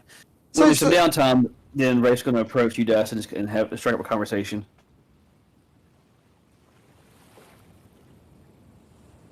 Yeah. You there? Yeah. Are you there? Yeah. Okay. Yeah. So, I don't know what you're doing, so just... You gotta actually start the combo. well, I want to see what you is there. That was kind of the first thing. Just gonna go approach you, just kind of some casual conversation, just kind of asking where he's from, what kind of brought him on the ship, just kind of not anything penetrating, kind of like before. It's kind of a small talk thing, so it's kind of just kind of get a feel for you and that kind of thing. Does that make sense? Yeah, I mean, he would freely share that he's from Beachmont on, is it Rukua? How do you pronounce it? Island? What brought you to this all the ship travel? I'm searching for something. Do you mind sharing what? I'm not going to help you. I don't... Searching for control. Hold on, what? Myself. Oh yeah, I get that for sure. I went through a lot of challenges in that domain. Probably not the same as yours, but controlling the self's the hardest thing, right? He's just nod. Is there anything I can do to help you? Let me know. I'm happy to help. I appreciate the offer. What do you think of our new companions and our current predicament? I think we'll all be lucky to survive a fortnight. Oh yeah, we've been fewer things. We'll probably survive. But if you guys sit together, we should be able to help the others survive. I think, don't you think? I mean, we have the brothers. They're into some shady shit. I've seen those tattoos before. Yeah. They are probably gonna be interesting companions, right? Be some not boring anyway. So, you like to be by yourself a little, huh? You prefer being alone? Not really a preference, more safety measure. Okay, all right. Well, I'd like to help you with that. So if you feel like you're losing temper, or you need some time apart, I can try to distract folks for you, let you get some time apart. I try to just walk away if I ever feel myself getting more than a little hot. Makes sense. But- Do you have anything that helps you calm down? Do you have any tricks? Do you have any thoughts? Anything that works for you?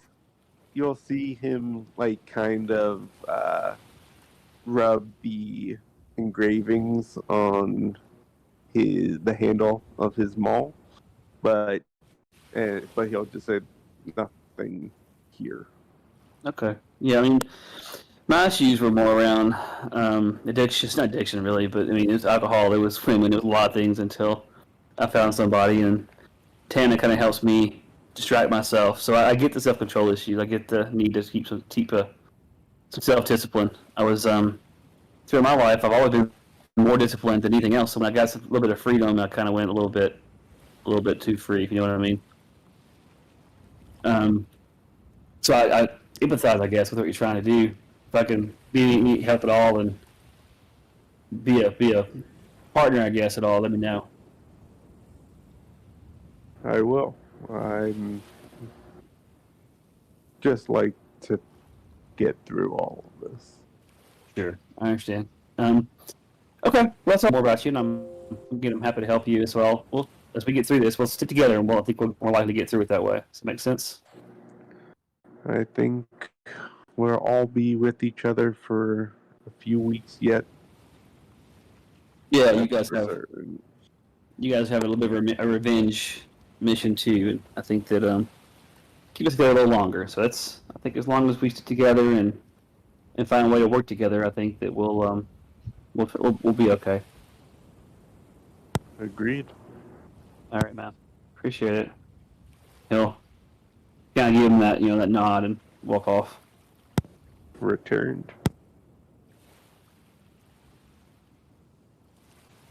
That's it. I think we put Malcolm to sleep. Or he's on mute. I know, was he? Damn it! I was on mute there for a second. Yes. No, that's cool. Now, just as you're mentioning a couple of places, I'll just have this map that I prepared that I'll show you in just a second. So this is the main island of the Wonderman Assembly.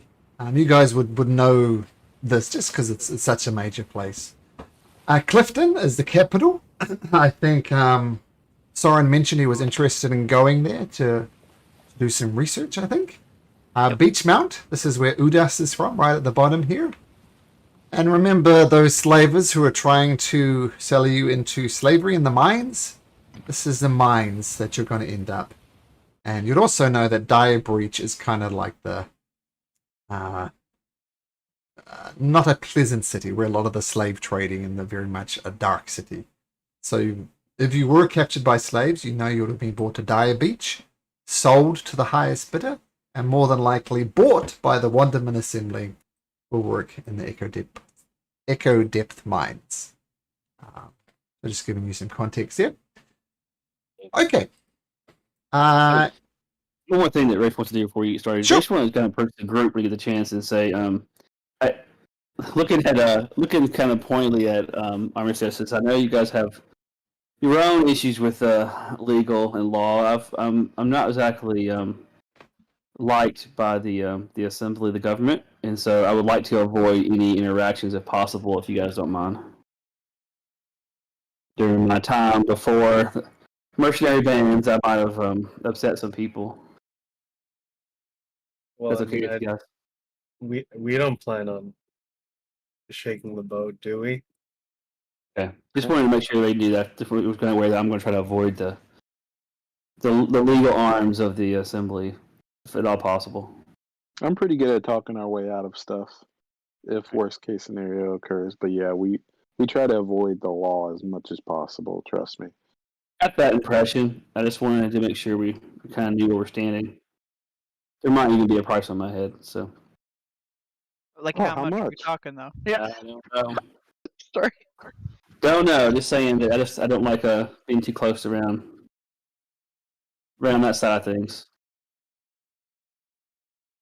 It would be a great con to fake your death and split that coin.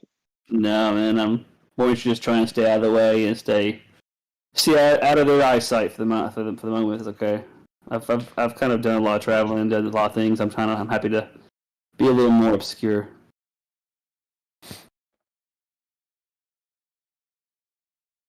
I'm sure, again, Miss Armistice, you can appreciate that. Yeah. Okay. That's it, guys. Just make sure we're on the same page.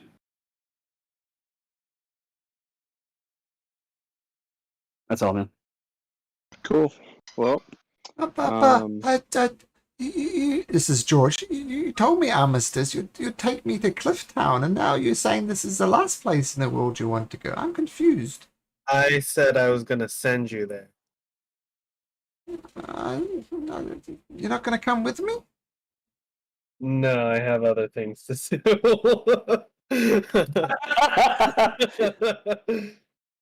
You're gonna be taken care of, though.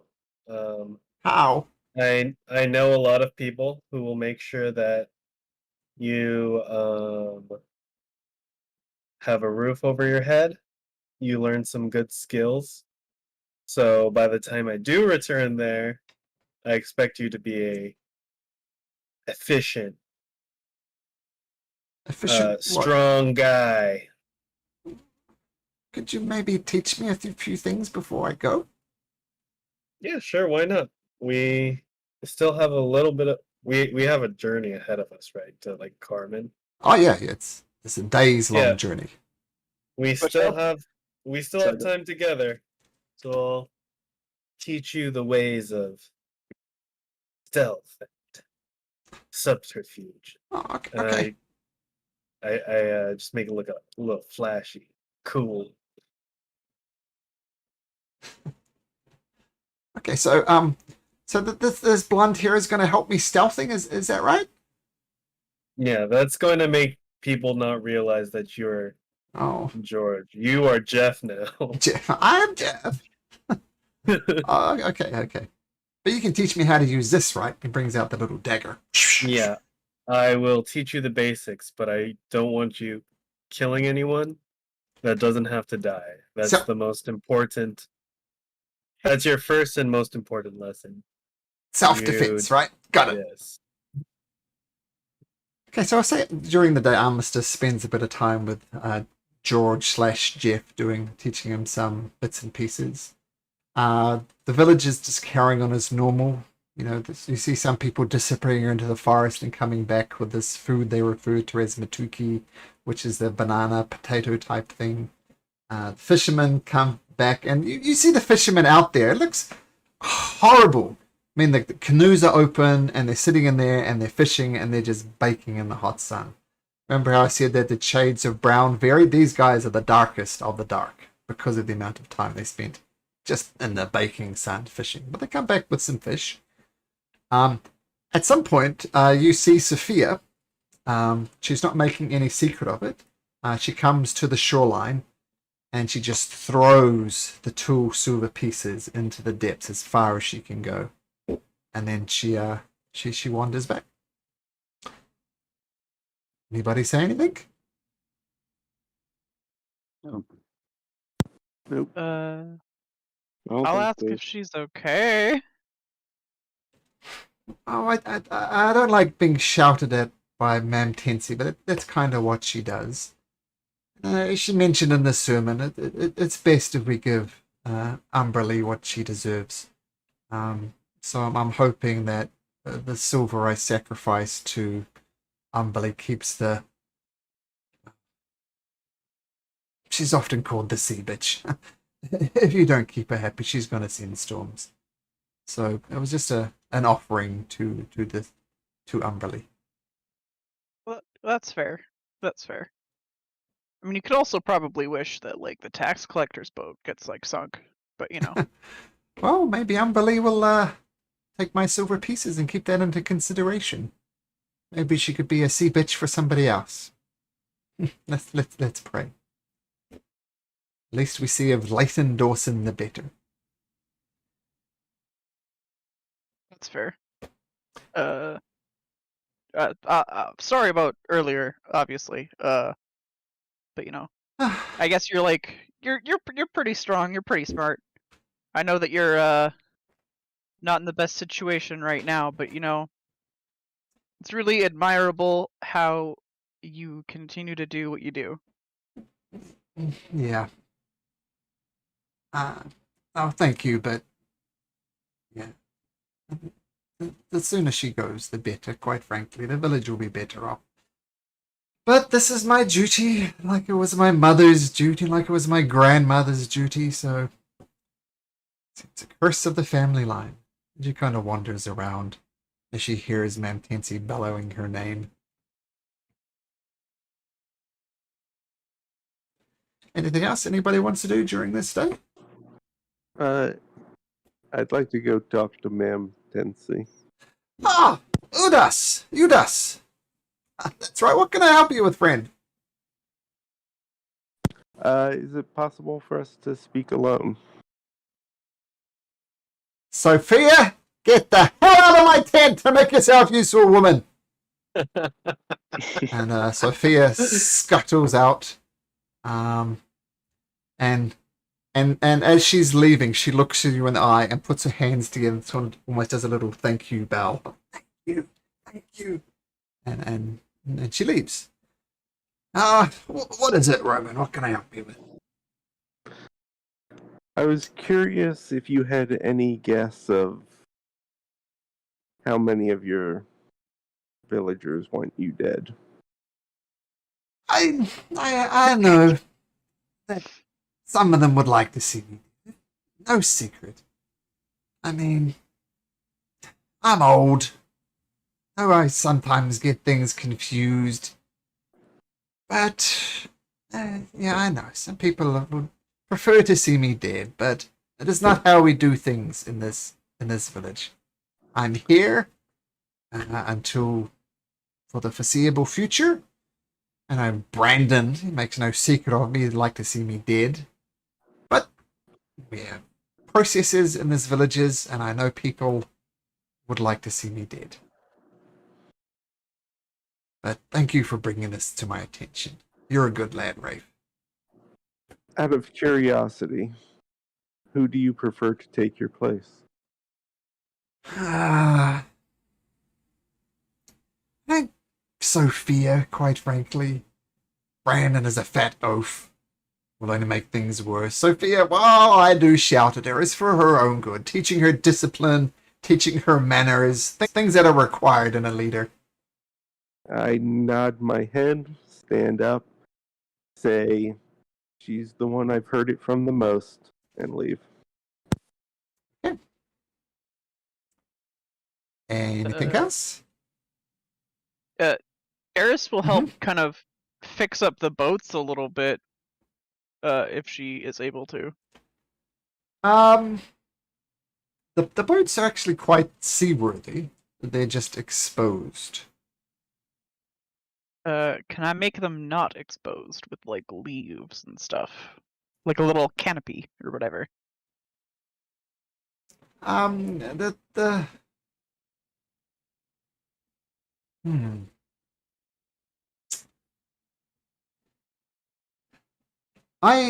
based these boats on many of the boats I saw while I was in the Philippines, and they were very much open boats with people fishing on them out in the open water, exposed to the elements, just baking into the sun. So the question is, why didn't they do a canopy on their own boats to avoid baking in the sun? I don't know. So maybe this is just something they've done because their fathers have done it and their great fathers have done it, and they're very polite to you. And are you proficient in carpentry or anything like that?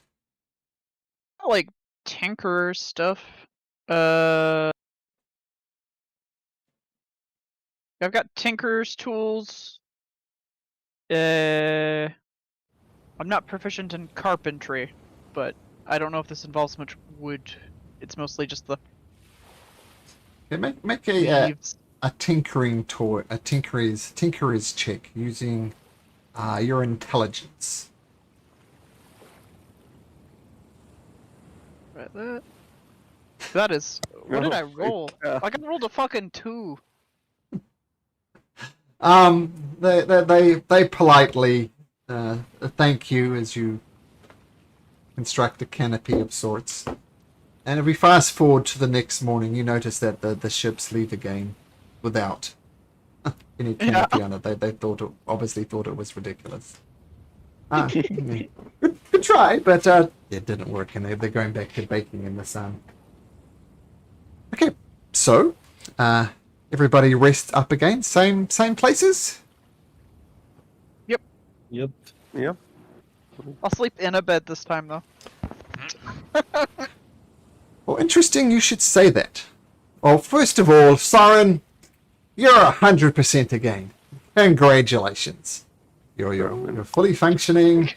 And if Soren is okay... Oh, damn it, Roman! Aww. Roman. Happy it was Whoa. 100%. No, my sentence is correct. Soren, you're 100% okay.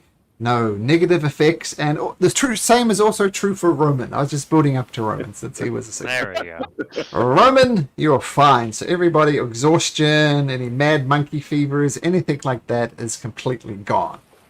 You have, polite conversations with your host family, I guess, and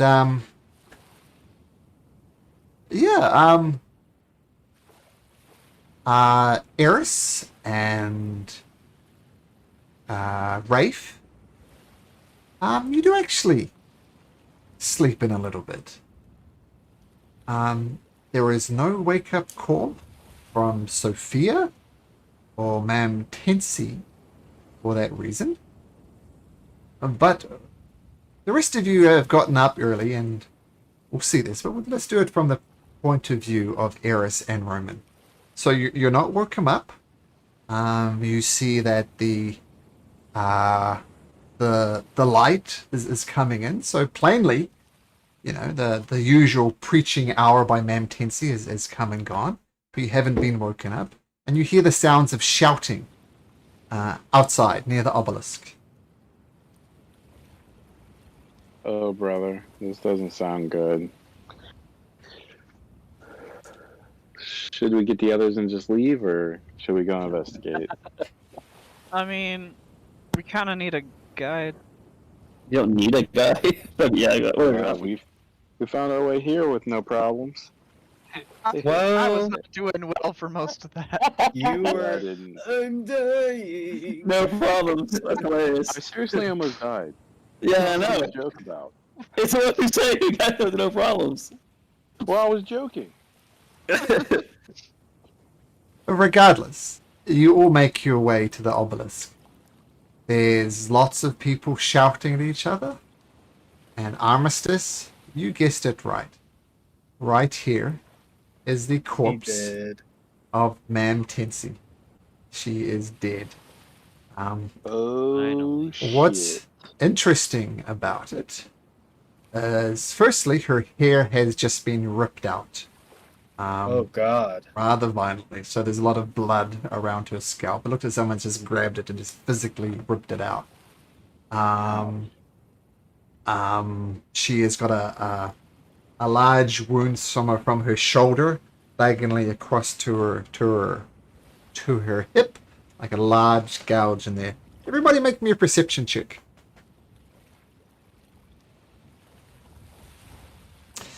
Eris, overcome with emotion. Udis, oh my god, Soren. Rafe and Oh, thank Armistice and Roman kind of makes sense. You get the impression this was made. It was both a killing blow and a symbol of some sort. And your mind goes back to the ship that took over your ship, the Dark Spear. And that it was bearing a sail, which was a red slash. This is a red slash. It was both a killing wound and a message. And you look a bit closer at the body, and you notice her tongue has been cut out, and she lacks ears. Very obviously dead. And you look around. You look. The usual people are here, but Sophia is not.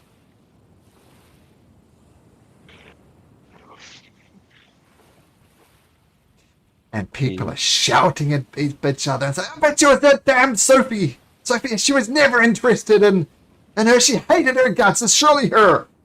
And then people start shouting at Ben, no, it's you, you fat bastard. You did this. There's lots of chaos going back and forth. People accusing everybody about this heinous company. Where's Sophia? Somebody find Sophia! Alright, guys, in my opinion, if we stop and help every village that goes to chaos, we're literally never going to get what we need to get done. So we should probably just gather up, and head, I lick my finger and put it in the air to feel the wind. Maybe that way? Maybe it was you wanting to abandon the village, a quick sign of trouble. How do we know you didn't do it?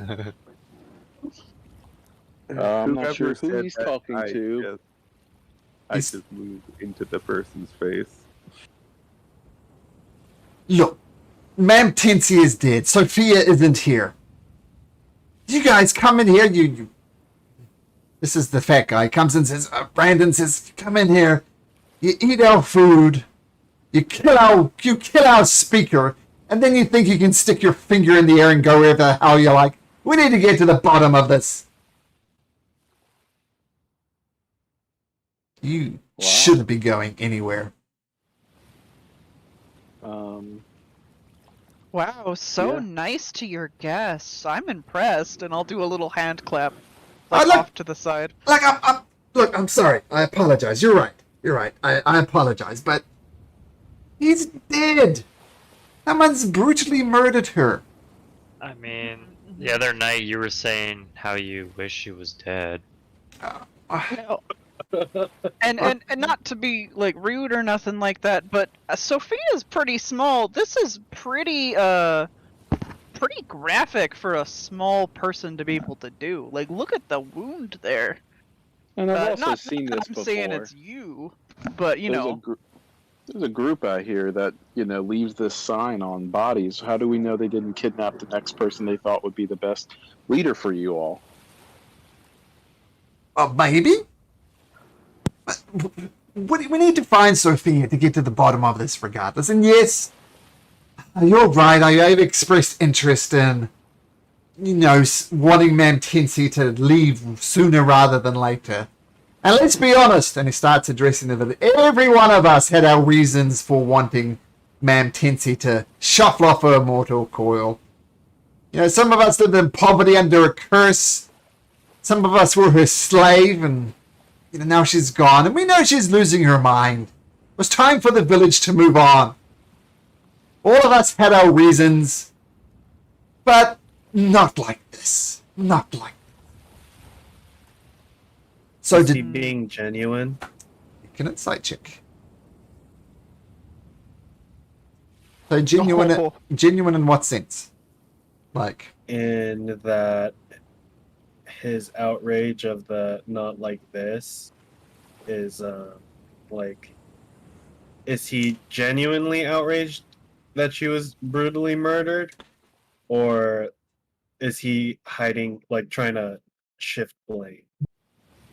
he is mostly in shock at the graphicness of this death. I mean, it's nasty, right?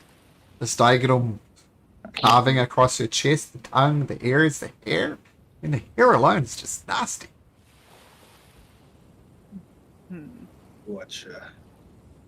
Yeah, So without being rude, we probably shouldn't be making like a show out of all this. I mean, your speech is great and all, but like funeral rites, like bury the body, cover it. Like, I don't think she would have wanted what's happening right now, right? All of you yelling around her corpse, like you, without sounding a little rude, like you should probably be a little bit ashamed of the way that you all are acting. You're adults here, right? Most of you. Well, half of them are technically adults, half of them are not. Sarita Cabrelis, who is a lady who is staying over here. She starts cleaning up the body as best she can.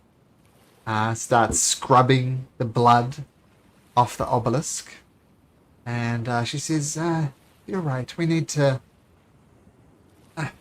spend at least a day in mourning for Ma'am Tinsy. Brandon Lopez was right. None of us liked Ma'am Tinsy, but I don't think any of us wanted it to be like this, so we need to take our moment to grieve. But it still raises the questions, where the bloody hell is Sophia? Rick tried to go find some sign of Sophia, but he apparently went the wrong hut. He got 4 on the investigation. Okay. There is. So what I'm going to do, Eris is going to look for the last location of where the planks are in the sand. If there's any location for it, because there's no way that Sophia dragged this lady's body. Well, the wheelchair is in here. The planks Okay. are in there. So if it was Sophia, she would have to put her on the wheelchair, put the planks out here, do her deed, and then retreat with all the planks back and put it back in there. Okay. If she used the wheelchair. And kind of moving along the sand, does it seem like I mean, it looks like this is probably the type of sand that you could probably leave tracks and stuff in. Mm-hmm.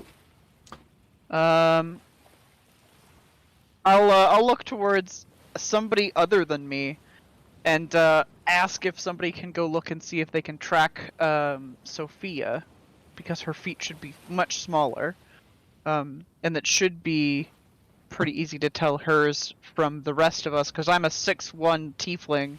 Rafe is also just as large. Same thing. Like, we're all really tall. I'm guessing Sophia's pretty small compared to us. Yes. I mean, the average height of this entire village is about 5'2". They were very short people. Yeah. And just as an aside, Ma'am Tensi was just a waif of a woman. You know, that any adult could carry her fairly easily. Okay. Not much to her. So if Sophia did in fact carry her, that's something she could do. But there should be drag marks from somewhere then. Well, Rafe has a good look around for tracks. There are numerous tracks around. It's hard for him to distinguish between yours, Armistice's, Romans. Hard to say. Can I try looking? Sure. Can I help? Oh, Wow, guys, what the fuck? that's 3-7, so that must mean something. That went bad. Like, I mean, bad roll. I think I heard Jeez. Roman say just in time that it will help Armistice. So Armistice, make me one more survival check, which we'll treat as advantage. Oh, oh, much better. Thanks for the help, man. No problem, brother. We're So- in this together. It takes a while. You end up having to shout at people just to stop moving, for you to uncover this thing. You do see some tracks going into the jungle.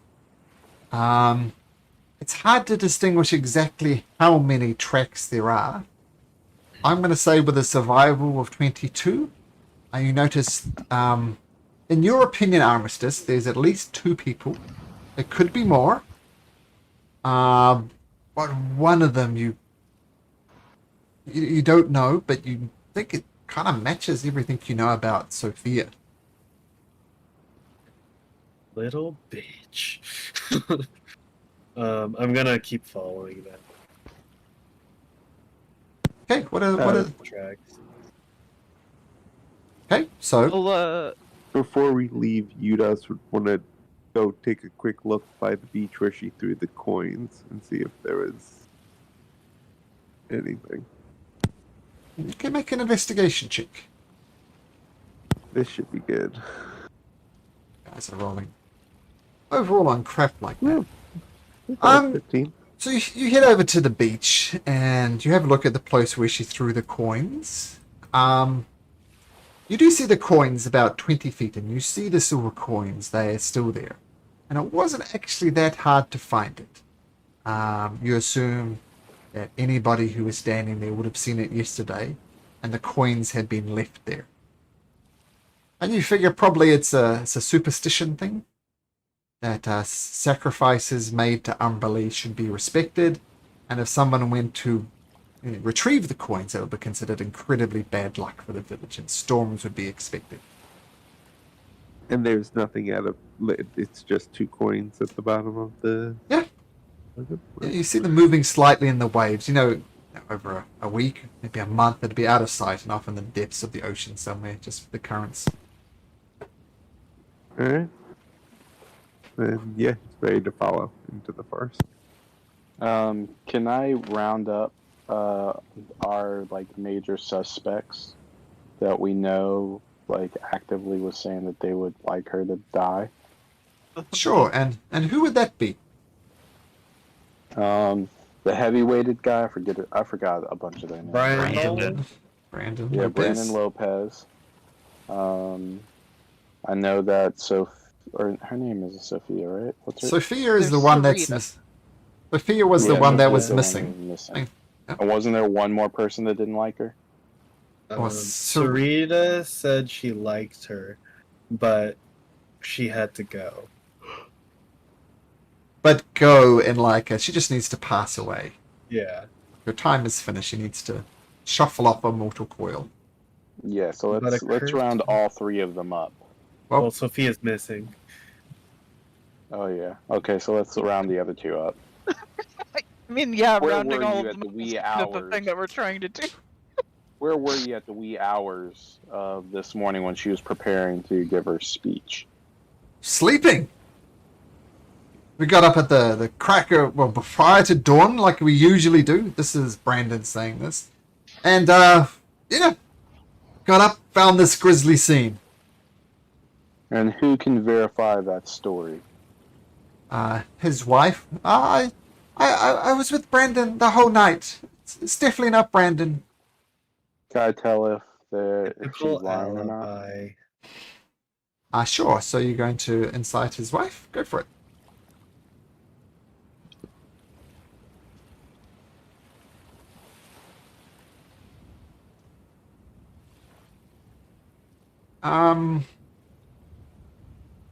You get the impression she's hiding something from you about Brandon, but the fact that Brandon is standing there, she would never publicly disagree with her husband.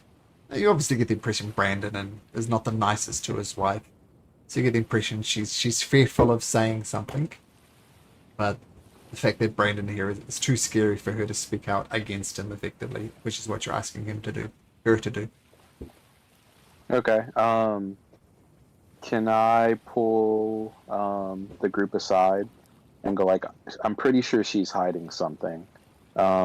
We need to separate her and her husband so we can try to get to the bottom of it. Well, so how big is their place? Because Soren and I were staying with them. It's a decent sized establishment. As I said, it's one of the nicest huts in the village. And they could probably sneak out while you guys are sleeping. That Yeah. is true. I will say though, it is probably more prudent of us to follow the tracks of Sophia, because the longer we leave that, the further away she's gonna get. These people aren't gonna leave. Like, where's the heavyset guy gonna go? Like, he probably can't make it anywhere, really. But they could probably corroborate their story easier the more time they get. It'll be harder to tell if they're lying.